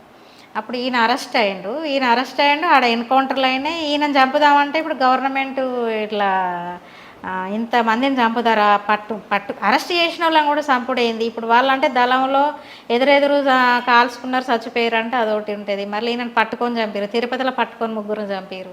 ఈయన చంపితే బ్యాడ్ నేమ్ వస్తుంది అనేసి ఈయనను ఎన్కౌంటర్ చేయలేదు. అట్లా ఈయనను ఆపిండ్రు. మరి మీరెందుకు బయటకు వచ్చారు? నేను అన్నయ్య అది కొద్దిగా నడుము నొప్పి, బాగా బ్యాక్ పెయిన్ ఉంటుంది నాకు. ఇప్పుడు ఆపరేషన్ స్టేజ్ నడుము బ్యాక్. అప్పుడు మా ఆయన ఉన్నప్పుడే ఆపరేషన్ చేయించుకోవాలి. నేను చనిపోయేదానికంటే ఒక 6 నెలల ముందే చేపిస్తా అన్నారు. అప్పటికే మాకు బాగా అప్పులు అయిపోయి, నేను జెడ్పీటీసీ చేసిన కదా, అట్లాగే బాగా అప్పులు అయిపోయి అడవి నుంచి బయటకు వచ్చారు. అడవి నుండి అన్న, అదే అడవి నుండి అంటే ఇక నాకు బ్యాక్ పెయిన్ ఒకటి, ఇక తర్వాత ఇక కొన్ని కారణాలు చెప్పలేను. ఇక నేను ఉండలేకపోయినా. ఇక తను పోయినాక మళ్ళీ నేను ఎందుకు ఉండాలి, బలహీనత అంతే అన్నయ్య. పార్టీల విభేదాలు వచ్చాయట. విభేదాలు రాలే అసలు. మీ మాట చెల్లుబాటు అవ్వాలని మీరు ఒంటెత్తు పోకటికి వెళ్ళారు. అసలే లేవు మాకు అట్లాంటి. నేను అట్లాంటిదాన్ని కాదే కాదు, మా ఆయన కూడా కానే కాదు. నేను చాలా సిన్సియర్ని. నేను 14 సంవత్సరాలు ఉన్నానంటే నేను చాలా సిన్సియర్ని. ఏదైనా విమర్శ, ఆత్మవిమర్శతోటి ఏమైనా తప్పులోపులు ఉంటే ఆ రకంగా సరిదిద్దుకొని ప్రజల కోసం పోరాటం చేయాలి. కానీ మన మాట సాగాలనేది ఉంటే ఆ పార్టీ ఎప్పుడో ఇచ్చుకపోయేది. అది అసలు ఉండదు. మీరు అరెస్ట్ అయ్యారా, సరెండర్ అయినా. ఇక తనను ఎందుకంటే ఎన్కౌంటర్ చేస్తామని బెదిరించిండ్రు. బెదిరించినాక పోలీసు వాళ్ళు మీ భార్యను తీసుకురావాలి అనేసి ఆయనకు షరతు పెట్టారు అన్నట్టు. షరతు పెట్టినాక మళ్ళీ నిన్ను కోర్టుకు అటు ఇటు తిప్పుతాను, చంపుతాం, నీ ద్వారా చాలామంది, నీ భార్యను నేను జిల్లా కమిటీ మెంబర్ని కదా, ఆమె రాదు, ఆమె చాలా సీనియర్, ఆమె నేను చెప్తా రాదని కూడా చెప్పిండు పోలీసు వాళ్ళకి. చెప్తా కానీ లేదు, నువ్వు ఆమెను తీసుకురావాలి, ఆమెతో పాటు మొత్తం దళాలందరినీ, దళ సభ్యులందరూ కూడా వచ్చేటట్టు నీ ప్లానింగ్ ఉండాలనేసి బాగా ఒత్తిడి చేసిరేనే. ఇక వాళ్ళందరూ అంటే నేను ఏం చేయలేను సార్, వాళ్ళు ఒక్కొక్కరు ఆలోచనతో వస్తారు. నా భార్య కంటే నేను చెప్పుకోవడమే చాలా కష్టం ఉంటుంది. ఆమె కూడా వినది సారు. ఆమె చాలా కష్టాలు పడ్డది, చాలా నిలదొక్కున్నది. ఆమె గ్రేట్ మనిషి. ఆమె పార్టీలనే ఒక ఆదర్శము. ఎవరితోటి ఇట్లుండే సిన్సియర్గా ఉంటుంది ఆమె. ఎవరు చెప్పినా వినేది. ఆమె అనుకున్నదే మంచి కరెక్ట్గా ఉంటుంది, అంతే మాట మీద ఉంటుంది అని చెప్తే కూడా పోలీసు వాళ్ళు ఎందుకు ఉంటారు, వాళ్ళ ఆలోచన వాళ్ళకు ఉంటారు. ఏదో రకంగా నన్ను సరెండర్ అయితే పార్టీని బలహీనపరచడం కోసం అట్లా చేసిరు. నేను నవ్వించాను సార్ ముందు ఎస్పీ. కాంటాక్ట్ ఎలాగయ్యారు? అప్పుడు జైల్లో ఉన్నాడు కదా. అయితే మా ఈయన అరెస్ట్ అయినాక వాళ్ళ ఫ్యామిలీని పిలిపించుకున్నారు, వాళ్ళ తమ్ముడిని, వాళ్ళ నాన్నని పిలిపించుకున్నారు. పిలిపించుకున్నాక ఈలోపు ఇక నన్ను సరెండర్ చేయించాలని పోలీసు వాళ్ళు బాగా పట్టుబట్టారు. పట్టుబట్టినతో ఎట్లా పోలీసు వాళ్ళు ఏం చేశారు, మీ తమ్ముడిని ఎవరినైనా పంపించు, మేము అటు కోమింగ్ మొత్తం ఆఫ్ చేస్తాము, పోలీసు వాళ్ళు తిరగకుండా చేస్తాము. ఎందుకంటే భయానికి మళ్ళీ వీళ్ళు కార్లో, బండ్ల మీద, బస్సుల మీద రావాలంటే వాళ్ళకి ఇబ్బంది కదా అనేసి అట్లా లెటర్ రాసి, ఈయన జైలు నుండి లెటర్ రాసి పోలీసు వాళ్ళ అనువరంతో రాసి లెటర్లు పట్టుకొని వచ్చి ఆడ కొట్లు ఉంటాయి, ఆడ కొట్టు, ఆడ చీలేరు, నది పప్పులు ఇట్లా దుకాణాలలో పెట్టి పేరు లెటర్ రాసి.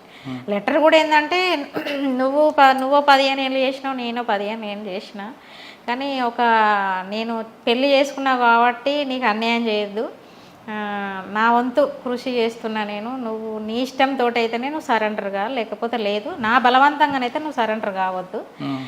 ఎందుకంటే నాకు కొద్ది అనారోగ్య సమస్య ఉన్నది, నడుము నొప్పి బాగా నాకు. ఇక అట్లా నువ్వు ఆలోచించు, నువ్వు నా బలవంతంగా అయితే రావద్దు, కాకపోతే పోలీసు వాళ్ళ ఒత్తిడి అయితే నిన్ను తీసుకురావాలనేది నా మీద బాగా టార్గెట్ చేసిర్రు, నన్ను ఎన్కౌంటర్ చేస్తామంటున్నారు. నేను ఆలోచించి నిర్ణయం తీసుకొని పార్టీ వాళ్ళకి చెప్పి రా అని చెప్పారు అన్నట్టు. అట్లా నేను కూడా అసలు రావాలనుకోలేదు నేను అసలు ఏ రోజు కూడా. ఎందుకంటే నేను ఇలా కుటుంబం నాకు సహకరించారు అసలే. ఇక నేను పార్టీలే చావాలి, పోతే ఇక మళ్ళీ ఈయనతోటన్నా పోవాలి, లేకపోతే పార్టీలో నిలదొక్కుకోవాలి, పార్టీలే చావాలనేదే నా కర్తవ్యం, అంతే, నా సిద్ధాంతమే అది. ఎందుకంటే మళ్ళీ ఫ్యామిలీ అంతా ఎవరు గారు, ఇంటికి పోతే ఎవరు లేరనే బయటికి వచ్చినాకనే. ఎంతమంది అమ్మ పిల్లలు? ఒక పాప. బయటకు వచ్చారు, ఆయన జైలు నుంచి బయటకు వచ్చారు. దాదాపు 2004 నుంచి కావాలి మీరు వరంగల్, 2005 నుంచి వరంగల్లో సెటిల్ అయ్యారు. కొంతకాలం కాంగ్రెస్ పార్టీలో ఉన్నారు, తర్వాత టీఆర్ఎస్ పార్టీ, కొంత రాజకీయంగా మీరు వెళ్ళారు. ఇంత జరుగుతున్న టైంలో ఆయన్ని మర్డర్ చేసేంత ధైర్యం ఎవరికి ఉందమ్మా? ఎందుకంటే ఆయన బ్యాక్గ్రౌండ్ తెలిసిన తర్వాత కూడా. అది రాజకీయ నాయకులు ఉన్నారు, రియల్ ఎస్టేట్ వాళ్ళు కూడా ఉన్నారు. అసలు ఏం జరిగిందమ్మా అసలు? అసలు తను మేము పొలిటికల్గా ఎప్పుడైతే వచ్చినామో అసలు గోపన్నను ఎవరు కూడా అసలు ఆయన చూడంగానే ఈయన తొక్కి పడేయాలనే ఆలోచనలతోటే ఉన్నారు. గవర్నమెంట్ రాజకీయ నాయకులైనా రియల్ ఎస్టేట్ వాళ్ళైనా అందరూ కూడా ఎక్కడ ఈయన ఎదుగుతాడు అనే దాంతో నేను జెడ్పీటీసీ ఉన్నప్పుడు నేను ఎమ్మెల్యే కూడా నామినేషన్ వేస్తే మాకు కేసీఆర్ టికెట్ ఇస్తానని మళ్ళీ టీడీపీ తోటి అలయన్స్ కాంగ్రెస్ పార్టీ నుంచి టీఆర్ఎస్లోకి ఎందుకు వచ్చారు? అప్పుడు ఇక పార్టీ మావోయిస్ట్ పార్టీ వాళ్ళు కూడా టీఆర్ఎస్ ప్రత్యేక తెలంగాణ కావాలని కోరుకుంటున్నారు కదా. ఇక మేము అసలు రావడమే తప్పు పని చేసినాం, రాజకీయాలకు అసలు రావద్దు. మేము రాజకీయాలను వ్యతిరేకించి దాంట్లో కూడా మాది చాలా పెద్ద తప్పు. మా ఆయన సావుకు కారణం కూడా రాజకీయ పార్టీలు అంతే, వీళ్ళంతా రియల్ ఎస్టేట్ వాళ్ళు వీళ్ళంతా కూడా. ఎలా చంపారమ్మా అసలు? అన్నయ్య ఎలా చంపారట, ఎందుకు చంపారు? ఇక అంతే, మాకి అన్నయ్య వచ్చిన కాంచెలు కూడా నేను జడిపిటీసి ఉన్న కాంచెలు కూడా మా ఆయన మీద లెటర్లు వేసుడు సంపదనాని రాజకీయ నాయకులే సంపదనాని ఇంటి కాడ గేట్ల అవతల లెటర్లు వేసుడు ఇట్లా చాలా ఇబ్బంది పెట్టిరు. ఆయన ఎటు పోయినా కూడా కథం మేము ఇక్కడ ఏదన్నా రియల్ ఎస్టేట్ చేస్తే గోపన్న ఇక్కడ ఆక్రమిస్తాడు అక్కడ ఆక్రమిస్తాడు అని తెల్లార వరకే పేపర్లలో చూడు అట్లా న్యూస్లో వచ్చేసేది. ఇక అరే ఎక్కడికి పోయినా తొర్రూరులో చేసిన అట్లనే, వనమకొండలో చేసిన ఇట్లనే. అసలు మనకు జెడ్పీటీసీ అప్పుడు ఫండ్స్ కూడా బాగా వచ్చినాయి అన్నప్పుడు మేము సంవత్సరమే. రాజమండ్రిలో భూ వివాదం ఏంటమ్మా అన్నయ్య? రాజమండ్రిలో భూ వివాదం ఏంటి? భూ వివాదం అంటే అక్కడ 100 ఎకరాలు ఏమో వాళ్ళు ఈయన కేసులో పోతున్నాడు అన్నయ్య. అక్కడికి చాలా కేసులు ఉన్నాయి. కేసులు ఉంటే కేసులు కొట్టేసుకోవడం కోసం మన వారానికి ఒకసారి 10 రోజులకు ఒకసారి కోర్టుకు పోయేటోడు వచ్చేటోడు. అక్కడ కొద్దిమంది సానుభూతి పరులు ఉండి నువ్వు చాలా ఇబ్బంది పడుతున్నావు కదన్నా, ఇక్కడ చేయరాదు, పలానా కాడ భూమి అది ఇట్లా ఉన్నదని అంటే ఆయన వాళ్ళ మాటలు పట్టుకొని ఆయన అక్కడ ఇన్వాల్వ్ అయ్యండి. ఒక 100 ఎకరాలు ఎంత ఉంటుందట భూమి. ఎక్కడంటే కాకినాడ దగ్గర, ఎయిర్పోర్ట్ దగ్గర ల్యాండ్ కూడా.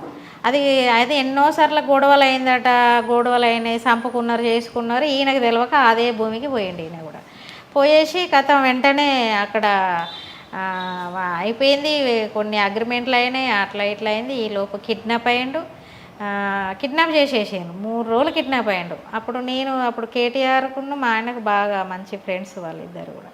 అప్పుడు మళ్ళా సార్కు ఫోన్ చేసిన, అప్పుడు ఇంటెలిజెన్సీ నవీన్ చంద్ సార్కు వాళ్ళందరూ పోలీసులకు ఫోన్ చేసిన, వైజాగ్లో వాళ్ళకి పోలీస్ డిపార్ట్మెంట్ వాళ్ళకి అందరికి ఫోన్ చేసి 3 డేస్కి అసలు మనకు దొరకలే ఎక్కడ ఎలాంటిది కూడా.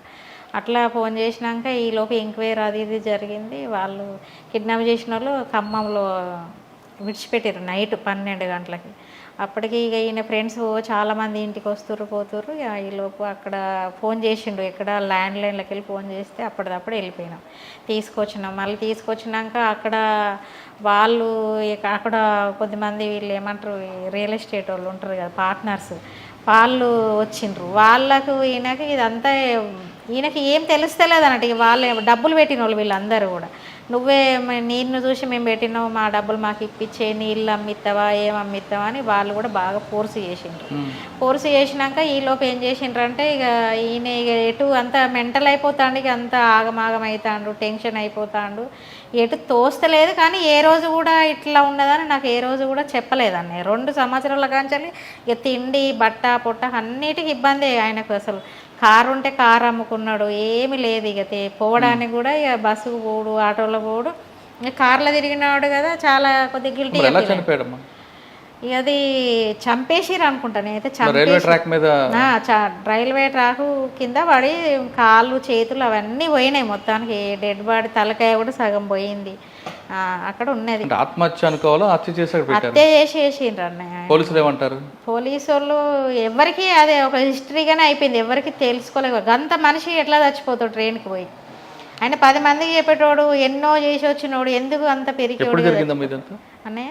ఎన్ని సంవత్సరాలు అయింది? 17 అన్నయ్య, డిసెంబర్ 17లో, డిసెంబర్ 15వ తారీఖు. మరి మీరు పోలీసులు చెప్తే వాళ్ళు ఎంక్వైరీ చేయలేదు? నేను పోలీసు వాళ్ళకి కూడా చెప్పలేదన్నయ్య. ఇక అంతా కొన్ని చెప్పుకునేటివి ఉన్నాయి, కొన్ని చెప్పుకోలేని ఉన్నాయి. మళ్ళీ పాప నేను ఉంటాను కదా, ఏం సమస్యలు వస్తాయో అనేది కూడా మాకు సపోర్ట్ కూడా ఎవరు లేరు. ఇప్పుడు మా అత్తగారేమో వాళ్ళు వెల్మోళ్ళు, వీళ్ళు మా అన్నదమ్ములేమో వీళ్ళు కూడా ఇక అంతకంతే. వీళ్ళందరినీ మేమే పెంచినాం, అటోళ్ళని ఇటోళ్ళని అందరినీ చూసుకున్నాం, పెట్టినాం. అందరికి పెట్టుడే తప్ప మాకు ఆస్తులు పాస్తులు ఏం లేదు. ఒక్క ఇల్లు ఒక్కటే ఉన్నది, ఇది ఒకటి. ఇది కూడా దీనికోసం కూడా చాలా గొడవలు అయినాయి అన్నట్టు. ఇప్పుడు మా అన్నదమ్ములు కూడా ఎవరు మాట్లాడరు, ఇటు పుట్టింటోళ్ళు మెట్టింటోళ్ళు అందరు దూరం అయిపోయారు. ఏమన్నా ఉన్నా మాజీ నక్సలైట్లే కొద్దిగా ధైర్యం చెప్తారు, హెల్ప్ చేస్తారు, ఏమన్నా మాట సాయం అయితే చేస్తారు అన్నయ్య. వాళ్ళ నాకు కిరాయిలు వస్తాయి అన్న, 18,000 కిరాయిలు వస్తాయి. ఇక అట్లనే బాగా రిపేరింగ్లు వస్తుంది, అవి కూడా సరిపోతలేవు. ఇక అంతా పూట తినియో పూట తిననట్టుగా. ఈయన మా ఆయన చచ్చిపోయినప్పుడు కూడా అందరు చందాలు వేసుకొనే కాలేసిండ్రు. దినాలప్పుడు కూడా అందరూ ఫ్రెండ్స్, మా అమ్మోళ్ళు వాళ్ళ అమ్మోళ్ళు ఫ్రెండ్స్ అట్లా అందరూ వేసుకొని కార్యాలయాలు తీసారు అంతే. ఇక ఇప్పుడు కూడా బెదిరింపులు వస్తుంటాయి ఏమన్నా? ఇప్పుడు ఏం రావన్న, ఇక ఎవరు రావు. మా అప్పుడు అంటే 3 నెలల దాకా చాలా బూతులు తిట్టిండ్రు, కొట్టడానికి వచ్చిండ్రు, ఇల్లమ్మి ఏమన్నారు, నీ బిడ్డ పెళ్లి చేస్తావు, నువ్వు కూలి చేసుకొని బతుకుపోవే, నీ బిడ్డకు 5 లక్షలు ఇచ్చి పెళ్లి చేస్తాం, ఆ ఊర్లో చదివి పోవే అనేసి అంతా రాంగ్ మాట్లాడారు, మీదికి వచ్చిర్రు. ఇక అప్పుడైతే అసలు ఇక నా బిడ్డ తీసుకొని ఇక పాటలకు వెళ్ళిపోదాం అనుకున్నా, అంత బాధ కలిగింది అప్పుడు చాలా. ఏ రోజు నేను బూతులు ఎవరు నన్ను ఇంతవరకు ఎక్కడ కానీ మాటలు ఎవరితోటి వాళ్ళే. మా ఆయన కూడా చాలా మంచిగా చూసుకున్నాడు. బయటకు వచ్చినాక నా బిడ్డ అన్న నేనన్నా బాగా ఇష్టం. లెటర్లో కూడా మొత్తం మాదే రాసిండు, అందులో మొత్తం సూసైడ్లో కూడా మరి ఆయన రైటింగ్ లాగానే ఉన్నది, కానీ కొన్ని ఇట్లా టిక్కులు పెట్టి బంద్ పెట్టిండు. అది మరి ఆయనదా బెదిరించి రాయించిర్రా ఏంటిది అనేది తెలియదు అన్నట్టు. ఆయన దగ్గర ₹1 కూడా లేదు అసలే ఆయన దగ్గర. చాలా అంటే ఇక సాధారణంగా అమ్మ భర్త లేని కుటుంబం అంటే చాలా మంది చులకంగా చూస్తుంటారు, కానీ మీలాంటి వాళ్ళ వైపు కూడా అలా చూస్తున్నారంటే వాళ్ళకి ఎంత ధైర్యం ఉండాలి కదన్న. నేను ఒక తుపాకీ పట్టి 15 ఏళ్ళు పనిచేసిన దాన్ని నన్నే గింత ఇబ్బంది పెడుతున్నారు. మామూలు సాధారణ మహిళలు ఎన్నో ఎదుర్కొంటున్నారు. అసలు నిజంగా అన్నయ్య, అసలు అటువంటి సంఘటన చూసినప్పుడు ఏమనిపిస్తుంది? నాకైతే చాలా కోపం వస్తుంది అన్న, చాలా బాధ అనిపిస్తుంది. అసలు నాకు కూడా ఎన్నో వస్తాయి, కానీ ఒక నక్సలైట్గా ఉన్నాను కాబట్టి నేను తట్టుకొని నిలబడతాను. నేను ఇవాళ నేను ప్రాణాలతో ఉన్నానంటే నాకు ఆ ఉద్యమము, ఆ మావోయిస్టు పార్టీలో పనిచేసిన కాబట్టి ఆ ధైర్యం నాకు. నన్ను ఎవడు ఏలైతే చూపాడు, ఎవడు నన్ను ఇట్లా ఏ చిన్న మాట అన్నా ఏసుడయ్యేవాడిని అంతే. నేను అస్సలే నా వ్యక్తిగతం కాడికి వచ్చినప్పుడు నేను అసలు సహించాను నేను అట్లాంటివి. కానీ బయట మహిళలు ఎన్నో ఎదుర్కొంటున్నారు, ఎంతో కష్టపడుతున్నారు. ఒక భర్త చచ్చిపోయిన దానికి ఆమెకు ఎంత కుటుంబం సపోర్టు, అన్నదమ్ములు తల్లిదండ్రి కంటికి రెప్పలా కాపాడుకుంటారు. ఇవాళ నన్ను మా అన్నదమ్ములు వదిలేసిండ్రు, మా అత్తగారు వదిలేసిండ్రు. ఏకైక వ్యక్తిని ఒంటరిగా ఉంటా. మాజీ నక్సలైట్లు అందరూ నాకైతే నా తోడబుట్టలే, కానీ తోడబుట్టిన అన్నల కంటే నాకు ఎప్పటికీ నా ఇంటి మీద, నా బిడ్డ మీద, నా మీద కన్నేసే ఉంటారు వాళ్ళు. ఎప్పటికి ఏ చిన్న హాని జరిగినా ఊరుకోరు వాళ్ళు. ఆ ధైర్యంతో నేను ఉంటాను. ఇలా నిజంగా ఇలా ఇంత కష్టపడుతున్నా ఇట్లా ఉండు అంటే ఎవరికి ఇట్లాంటి కష్టాలు ఏ పగదాని కూడా రావద్దు. బయటకు వచ్చి ఇట్లా చచ్చిపోడు ఇట్లా ఉండు అంటే ఎవరికి కూడా ఇట్లాంటి కష్టం రావద్దు. ఇప్పుడు పార్టీ పట్టించుకోదు, నా రాజకీయ నాయకులు పట్టించుకోరు, పోలీసులు పట్టించుకోరు, ఫ్యామిలీ పట్టించుకోదు. ఇంతమంది ఉండి నన్ను ఎవ్వరు, నేను ఒక జెడ్పీటీసీ చేసినాక కూడా నాకు ఒక 2,000 పింఛని అంటే కూడా ఇవ్వరు. నీ పేరు మీద ఇల్లు ఉన్నది కదా నీకు ఇయ్యమని అంటారు. అసలు ఎందుకు గవర్నమెంట్ వాళ్ళు కూడా మాకు ఇది అందరికీ అన్ని భూములు ఇస్తారు, జాగాలు ఇస్తారు, బండ్లు ఇస్తారు, ట్రాక్టర్లు ఇస్తారు. నేను ఇంత ఇల్లు ఆఫీస్ తిరుగుతున్నా కూడా ఎవరు నాకు ఇంత సాయం చేయలేదు. అంత కష్టపడి రెంటోళ్ళు అందరికీ తెలుసు. నా ఇల్లు రిపేరింగ్ 1,000 చిట్టు వేసుకొని 1,000 దానికి పెట్టుడు. నా బిడ్డను కూడా చదివించలేకపోతాను. మా కాలనీ వాళ్ళు కూడా నాకైతే సొంత తల్లి గారి కంటే ఎక్కువ కాలనీ వాళ్ళు కూడా బాగా చూసుకుంటారు. అంతే నేను అదే అనుకుంటాను. నేను చచ్చిపోతే నా శవాన్ని ఇక్కడ ఉంచారు, నా కాలనీ వాళ్ళు పడేస్తారు. వాళ్ళందరికీ చేతులెత్తి దండం పెట్టాలనుకుంటాను నా కాలనీ వాళ్ళు. మా ఆయన చచ్చిపోయినప్పుడు కూడా చాలా హెల్ప్ చేశారు వాళ్ళు. నా బిడ్డకు 1 సంవత్సరం ఫీజు ఇచ్చారు, మనిషికి ఇంటికి 1000 వేసుకొని 20,000 తోటి అక్కడ సెంటిమీటర్లో జాయిన్ చేసిన అట్లా 2 సంవత్సరాలు. కరెక్టే అమ్మా, రక్త సంబంధం కన్నా ఈ సంబంధం ఎక్కువ ఉంది. ఇదే మరి అంతే అన్న. అందరూ నీ కుటుంబ సభ్యులే కదా. నాకు కుటుంబాల మీద నాకు ఎప్పుడైతే నేను పార్టీలు అడుగు పెట్టినో కుటుంబం మీద పోలీసు వాళ్ళు కొట్టుడు, అప్పుడు ఇంటికాడ చిన్నప్పుడే నేను స్కూల్ వేసినప్పుడే మా అన్న కోసం వచ్చి అది ఒకటి కోపం, మా ఫ్యామిలీ మీద కోపం. నాకు అప్పటికి ఇప్పటికి ఎప్పుడు పోలే, మా ఫ్యామిలీని చూసి కూడా రాలే. నేను కేవలం గోపన్న కోసం అని వచ్చిన, సరే ఇప్పుడన్నా సుఖ పెడతాడు కావచ్చు అని అనుకున్నా, కానీ తను కూడా ఆగం చేసింది నన్ను. ఎవరు నేను ఇంకా పాటలకు పోతే నాకు అసలు నా బిడ్డను తీసుకొని పోతే నేను పనికి రాకున్నా, నేను పని చేయకున్నా నా బిడ్డ 10th చదివింది అనుకోండి, నా బిడ్డ పనికిరాదు ఆ పాటలకి. ఇప్పుడు ఎవ్వరు పట్టించుకోనప్పుడు నేను ఇక్కడ వచ్చి నేనేం లాభం చెప్పండి. నాకు కనీసం ఇంత భూమి ఇయ్యరు, నాకు ఒక రివార్డు 2 లక్షలు ఇచ్చిరన్న అంతే. నాకు ట్రాక్టర్ ఇస్తామన్నారు, అది ఇవ్వలేదు. ఇల్లు జాగిస్తామని అది ఇవ్వలేదు. ఏది మేము తీసుకోలేదు. మా ఆయనకి ఇవ్వలేదు. మా ఆయన అంటే అరెస్ట్, నేను సరెండర్. మరి నాకైనా ఇవ్వాలి కదా. ఈరోజు నేను ఆఫీసులో చుట్టూ తిరిగి అందరు కాగితాలు ఇచ్చిన. రీసెంట్గా కూడా మా సొంత ఇప్పుడు ఆశన్న వాళ్ళ బావకి మా ఆయన నేను జడ్పీటీ చేసినప్పుడు వాళ్ళ బిడ్డ పెళ్ళికి డబ్బులు ఇచ్చిండు. డబ్బులు ఇస్తే ఆ డబ్బులు ఇవ్వని పోలీసు వాళ్ళ దగ్గరికి పోయినా, రాజకీయ నాయకుల దగ్గరికి పోయినా, ఆమె ఊర్లో ఉంటుందా, ఊర్లో ఉన్నోడికి మనం అది చేయాలి కానీ ఊరు దాటి ఉన్నదానికి పని ఎందుకు చేయాలి అని మాట్లాడేది. చేయలేదు హెల్ప్, పోలీసు వాళ్ళు చేయలేదు, రాజకీయ నాయకులు కూడా చేయలేదు. 30,000 నేను అప్పు తెచ్చుకొని తిరిగినన్న వాళ్ళకి వీళ్ళకి పెట్టుకుంటా. ఈ టైంలో అవి తీర్చాలంటే నాకు ఏడుపు వస్తుంది. ఇప్పుడు ఎట్లా తీర్చాలి? చిన్న మా ఆయన చచ్చిపోయే కంటే ముందు కూడా అక్కడో 1,00,000, ఆడో 50,000, ఆడో 20,000 తీసుకొచ్చి ఇచ్చినాను. అవి కూడా నా మీద ఉండే. అప్పుడు చందాలు ఇస్తే అట్లా కొద్దిమందికి చేరిపిన. ఇంకా కిరాణం షాప్లో మేము కట్టాలి, ఓ సంవత్సరం డబ్బులు ఇంకా 30,000 ఎంతో కట్టాలి. మొన్న రీసెంట్గా 3 రోజుల కింద వచ్చిపోయింది. ఎట్లా కట్టాలని కాళ్ళ మీద పడేడ్చిన. ఊరుకుంటారన్న వాళ్ళు పాపం దుకాణంలో మనం తిన్నప్పుడు నేను తిన్నా కదా, ఎట్లా అన్నా ఒక 2,000 ఇస్తానని బతులాడి పంపించింది. అట్లాంటి దీన పరిస్థితులలో నా బతుకున్నది. ఇవాళ నాకు ఇవాళ నేను పాటలకు పోతే నా పార్టీ అనే నన్ను కాపాడుతుంది, నా బిడ్డను కాపాడుతుంది, నాకు ధైర్యం. వీళ్ళందరూ ఉంటారు కదా. ఎందుకు నేను బయటికి వచ్చి మా ఆయన ఎందుకు చచ్చిపోయాడు, మా ఆయనను ఎందుకు చంపారు, నేను ఇన్ని రోజులు అడగలేదన్న. అసలు బయటికి పోను, ఇదే ఇంట్లో ఉన్నదో లేదో ఎవ్వరింటికి పోను. ఈ కిరాయిల మీద ఉన్నదో లేదో తినుకుంటే ఇట్లనే ఉంటాయి. ఎవరి దగ్గర పోను, ఎక్కడ మాట్లాడా. నువ్వు ఏడకూడదమ్మా, నువ్వు ధైర్యంగా ఉండాలి. నీ వెనక పెద్ద కుటుంబం ఉంది. చాలా కష్టాలన్న, అసలు ఇట్లాంటి కష్టాలు రావు. ఏం కష్టాలు ఎవరు సరే ఎవ్వరు ఏం కష్టాలు ఎప్పుడు ఉండిపోవమ్మా. కష్టాలు తర్వాత మంచి రోజులు వస్తాయి. మంచి కూతురు 50 సంవత్సరాలు కాదమ్మా, మంచి కూతురు ఉంది, ఆమె చదువుతుంది, ఆమె చదివి నిలబడిందంటే నీకు ఇంకా వెనక్కి తిరిగి చూసుకోవట్లేదు. చదివించాలంటే డబ్బు కావాలి. ఎట్లా అని మాది ఇప్పుడు గోపన్నని పెళ్లి చేసుకున్నందుకు ఓసీ, బీసీ కాదు. మాకు అట్లా కూడా ఏమీ వచ్చేటట్టు లేవు, ఎట్లా బతుకుడు అనేది అది బాగా మాకు.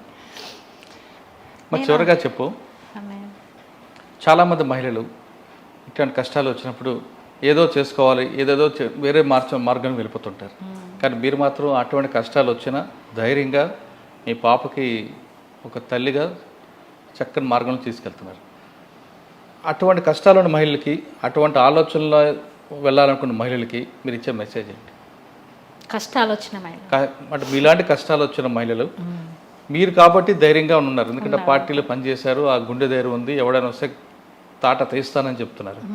ఆ పాప కోసం మీరు కష్టపడుతున్నారు. కానీ కొంతమంది మహిళలు ఆ ఓర్పు లేక సహనం కోల్పోయి వేరే వేరే మార్గాలు ఎంచుకుంటారు, సూసైడ్ చేసుకుంటారు. అటువంటి ఆలోచన ఉన్న మహిళలకి, అటువంటి బాట వెళ్ళాలనుకున్న మహిళలకి మీరు ఇచ్చే సమాచారం ఏంటి? ఒకటే అన్న, మహిళలకి హక్కులు కావాలంటే అంటే అందరూ ఆత్మహత్య చేసుకోవాలంటారా, లేదా మీలాగే నిలబడి పోరాడి సాధించాలంటారా? ఎవరు కూడా అన్నయ్య భర్త చచ్చిపోయిన వాళ్ళు కానీ లేకపోతే ఆర్థిక పరిస్థితులలో కానీ ఎవరు కూడా సూసైడ్ చేసుకోవద్దు. ఎవరి కోసమో పిరికోళ్ళలాగా చచ్చిపోద్దు. మా ఆయన చచ్చిపోయిందని కూడా నేను ఒప్పుకోను. నేను మా ఆయనని అంటనే ఉంటాను, నేను నిలదీస్తూనే ఉంటాను. నేను ఇప్పటికీ ఎవరికైనా చెప్పే దాంట్లో కూడా పిరికిలాగా చనిపోయింది, ఎందుకు చనిపోయింది, ఏ విషయం నాకు చెప్పలేదు. కానీ చనిపోయిండు, ఎట్లా చనిపోయిండు, ఎందుకు చనిపోయిండు, ఎలాంటి కష్టాలు అనేది ఏ రోజు కూడా చెప్పలేదన్న నాకు. కానీ ఈరోజు బయట సమాజంలో నాకంటే ఎక్కువ ఎదుర్కొంటున్నారు భర్తలు చచ్చిపోయిన వాళ్ళు కానీ, మామూలు ఆర్థికంగా చితికిపోయిన వాళ్ళు కానీ, ఇడిచిపెట్టిన ఒంటరి మహిళలు కానీ ఎంతోమంది ఉన్నారు. కానీ ఎవరు కూడా సూసైడ్ చేసుకోవద్దు. ఏంటంటే దీనికి మనం అందరం ఒక కమిట్మెంట్ తోటి ఒక సంఘంగా ఏర్పడి మనం ఒక ఉద్యమంగా బయట మహిళలకు ఒక రక్షణ కావాలంటే ఒక కమిట్మెంట్ తోటి 10 మందో 15 మందో ఒక క్యాంపెయిన్ లాగా అట్లా చేసుకొని మనకి ఇట్లా వెళ్ళిపోతే వాళ్ళందరూ చాలామందిని కూడా కాపాడవచ్చు అన్న. వాళ్ళందరినీ కూడా మనం నిలబెట్టుకోవచ్చు. ఎందుకంటే ఇలా సూసైడే మార్గం కాదు కదా. అట్లా చచ్చిపోవాలంటే మనం ఎందుకు బలవంతంగా ప్రాణం తీసుకోవాలి? మనం కొట్లాడుకోలేమా, మనం నిలబెట్టుకోలేమా? ఎప్పుడైనా కూడా ధైర్యంగా ఉండాలి. ఎవడన్నా వాడు మన మీద పడ్డే మనని పెళ్లి చేసుకుంటామనో మనం వాడుకుంటామని వచ్చినా వేస్తూనే ఉండాలి అంతే. వాడు ఎవరినైనా కూడా వేస్తూనే ఉండాలి, నిలదీస్తూనే ఉండాలి. వాడిని ఎక్కడ ఏం చేయాలో అక్కడ చేస్తూనే ఉండాలి. వాడు ఇంకోసారి మన దగ్గరికి మనం చూడనే వద్దు. వాడు నేను ఎప్పుడు తల దించుకొని తిరగాను, నేను తల ఎత్తుకొని తిరుగుతాను. మనకు చూడడం కాదు, అసలు ఆలోచన రాకూడదు, ఆలోచనే రావద్దు వాడికి. మనం చూడంగానే వాడికి అట్లా పిరికిలాగా వాడికి అది కావాలి వాడికి, అంతేగాని మనకు ఆలోచన రావద్దు. వాడికి కూడా చూసేటోడు కూడా మన దిక్కు అట్లాంటి ఆలోచనలు రావద్దు, అలాంటి ఉండనే ఉండొద్దు అసలు. లేడీస్ ఎవరైనా కూడా ధైర్యంగా ఉండాలి. ఎందుకంటే కన్న తల్లిదండ్రి వాళ్ళు కన్నారు మనను, కానీ వాళ్ళ ఆశలకు మనం వాళ్ళ ఎన్నో మన మీద పెట్టుకొని వాళ్ళు పాపం ఉంటారు. కానీ వాళ్ళని ఏడిపియొద్దు, తల్లిదండ్రులను ఏడిపియొద్దు. ఎప్పుడైనా కూడా మనం మన పిల్లల కోసం నిలబడాలి, మన తల్లిదండ్రి కోసం నిలబడాలి. చేసుకున్నోడు చనిపోయినా కూడా ఆయన పేరు నిలబెట్టాలి. పలాని గోపన్న భార్య ఇట్లా అనేది రావాలి, మంచి పేరు రావాలి. పలాని వరమ్మ ఎర్రనరసయ్య బిడ్డ అంటే అట్లా మంచి పేరు, పలానోళ్ళ బిడ్డ. మా అమ్మ నాన్నకు పేరు తెచ్చింది మా ఇంట్లో నేనే. అసలు మా ఆయన పేరు నిలబెట్టడానికి కూడా నేను అదే చెప్తాను నా బిడ్డ కూడా, మమ్మీ డాడీ పేరు నిలబెట్టాలి, నేను డాడీ పేరు నిలబెడతాను, నువ్వు డాడీ పేరు నిలబెట్టాలి అని చెప్తామే. ఆమె అట్లనే ఉంటుంది, అట్లనే మాట్లాడుతుంది. పాపకు బాగా డాడీ అంటే చాలా ఇష్టము. అంటాడు నేను ఎంత ఎత్తుకు ఎదిగినో అంతే దిగజారిపోయినా నేను. అంటే బయట ఒత్తిళ్ళు నాకు అట్లున్నాయి, నేను ఇట్లా నన్ను వాడుకున్నారు, నన్ను అయితే ఎంతమంది ఉపయోగించుకున్నారో ఇలా వాళ్ళ ద్వారానే నాకు ఎవరు కూడా సాయం చేయాలి, వాళ్ళ ద్వారా నేను ఇలా చనిపోతున్నా. ఇలా నా సావుకి కారణం ఎవరో వాళ్ళు చాలామంది కారకులు ఉన్నారు. ఇలా నా బిడ్డ ఆగము, నా భార్య ఆగము. బిడ్డ నీకు తండ్రి లేకుండా అవుతుంది, అమ్మ అమాయకురాలు, నువ్వు పెద్దగైనాక అమ్మని మంచిగా చూసుకో బిడ్డ అని రాసిండు అందులో లెటర్. అది చదివి వినిపిస్తాను నా బిడ్డకి, తెలుసా అది అట్లా అమ్మ అమాయకురాలు తెలుసు మా ఆయనకు. నేను ఉన్న కాడికి సిన్సియర్గా ఉండాలి, క్రమశిక్షణగా ఉండాలి, నా బిడ్డను అట్లనే పెంచాలి, మా ఆయన పేరు నిలబెట్టాలి, నా తల్లిదండ్రుల పేరు నిలబెట్టాలి.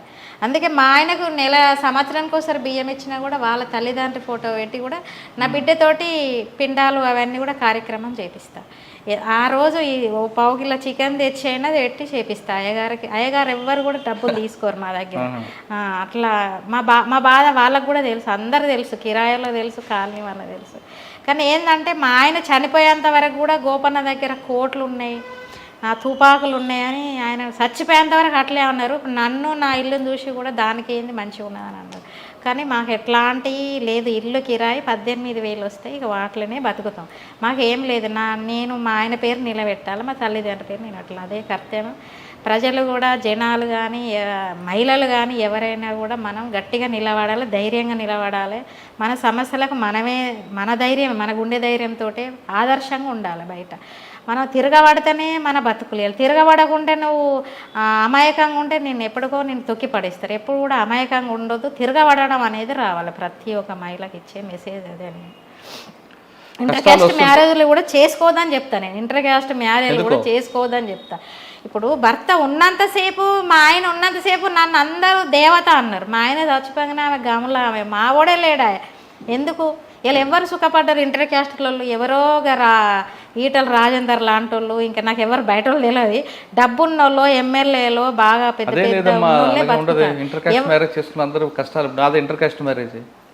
అదే అన్నయ్య, మొగోళ్ళు గట్టిగా ఉన్నంత వరకు, వాళ్ళ సంపాదన ఉన్నంత వరకు వాళ్ళకి ఎలాంటి కష్టం తెలియదు.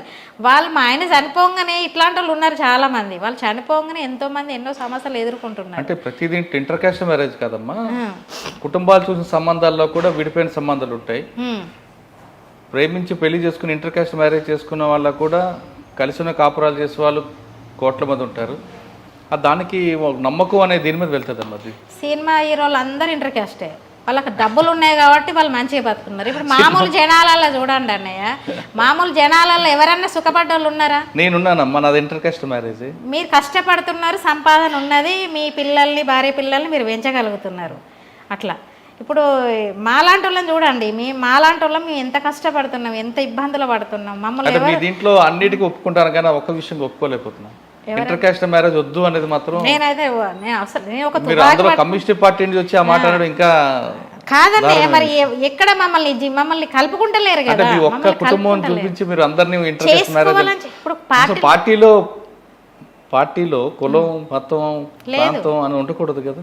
మరి మీరు అందులో వచ్చారు, మీరే ఇంటర్ కాస్ట్ చేసుకోవద్దని మీరు స్టేట్మెంట్ ఇవ్వడం అనేది.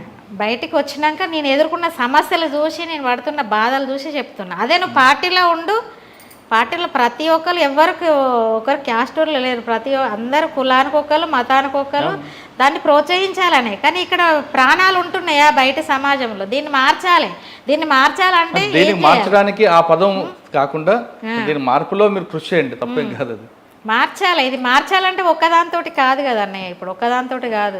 మీలాంటి వాళ్ళందరూ ఒక సంఘంగా ఏర్పాటు చేయండి, తప్పదేం కాదు. ఇది ఎవ్వరు రారన్నయ్య, ఇళ్ళల్లో పరిమితం అయిపోయి ఇళ్ళల్లో ఉంటారు అంతే, ఎవ్వరు బయటికి రారు. ఇప్పుడు మనం గట్టిగా ఎవరినైనా నిలదీసినాం అనుకో, ఇక మనని ఒక టైపు చూసేస్తారు అన్నట్టు. నేను ఎప్పుడు కూడా నేను ఎక్కడ సరెండర్ కాను దేనికాడ కూడా. నేను ప్రతి కాడ ఇప్పుడు వినాయకుడి కాడ ఉంటుంది, భర్తలు చచ్చిపోయిన వాళ్ళు అదేంటిది అది ఎక్కొద్దట, పూజలు చేయొద్దట, ఇవన్నీ అట్లా ఉంటుంది అన్నట్టు. అట్లా అంటారు, అక్కడ అంటున్నారు. కానీ నేను బరాబరి ఎక్కుతాను. అటువంటి సంఘటనలు వచ్చినప్పుడు మీరు తిరగబడాలి. నేను తిరగబడతాను. నేను అట్లాంటి కాడ అస్సలే నేను రాజీ చనిపోతే రాకూడదు, భర్త చనిపోతే బొట్టు తీయాలి కాదు. నేను ఎవి తీయలే, నేను అందుకే ఎవి తీయలే, నేను అన్ని ఉంచుకుంటా. కాకపోతే నేను ఉంచుకుంటా. మొన్న ఒక ఆమె అన్నది, ఎవరో ఒక ఆమె అన్నది, అంటే చాలా చాలా పెద్ద పదమే తిట్టేశాను అంటే. ఇంకా ఆమె నోరు మూసుకున్నది కానీ ఇంకా నోరు తెరవలే అన్నట్టు. అబ్బో అక్క దగ్గర జాగ్రత్తగా ఉండాలని ఇంకొక ఆమె చెప్తాను. తెలియక తెలుసు, కానీ ఈమె కూడా అట్లా పాటిస్తుందేమో అని అనుకున్నారు. కానీ మనం ఎందుకు పాటిస్తాం? ఇక నేను తప్పు కదా, అది చాలా తప్పు. సమాజంలో అట్లా నేను తిరగబడతాను. భర్త చనిపోయాడు, ఎదురొస్తే తప్పు, గుడికి రాకూడదు, అటువంటి వాళ్ళు కనబడితే ఎదురుపడితే అక్కడే సమాధానం చెప్పండి. అక్కడ నేను చెప్తాను. అట్లాంటి కూడా నా దగ్గర మాట్లాడుకోరు. నాకు నేను చిన్న ముచ్చట్లు కూడా చెప్పే ఇట్లా అమ్మలక్కలు వాళ్ళు కూడా మాట్లాడుకోరు. నేను ఉన్నప్పుడు చాలా జాగ్రత్తగా ఉంటారు అంతే నా దగ్గర.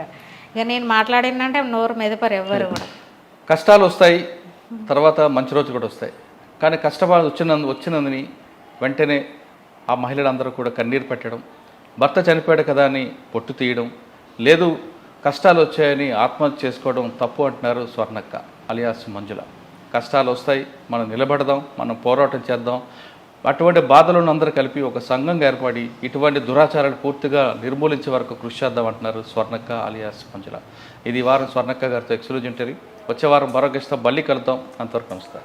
లలిత ఎక్స్చేంజ్ ఉత్సవ్. పాత నగల అదే బరువుకి కొత్త నగలు తీసుకోండి. No extra charge, no deduction. పాత నగలిచ్చిన 5 నెలల నుంచి నగను బట్టి తరుగే లేకుండా తీసుకోండి. 11 నెలల తర్వాత తీసుకుంటే ఏ నగలైనా గానీ తరుగే లేదు. డబ్బులు చెల్లించి కూడా పథకంలో చేరొచ్చు. నగల ప్రైస్ లో 20% ఆదా చేసుకోవచ్చు.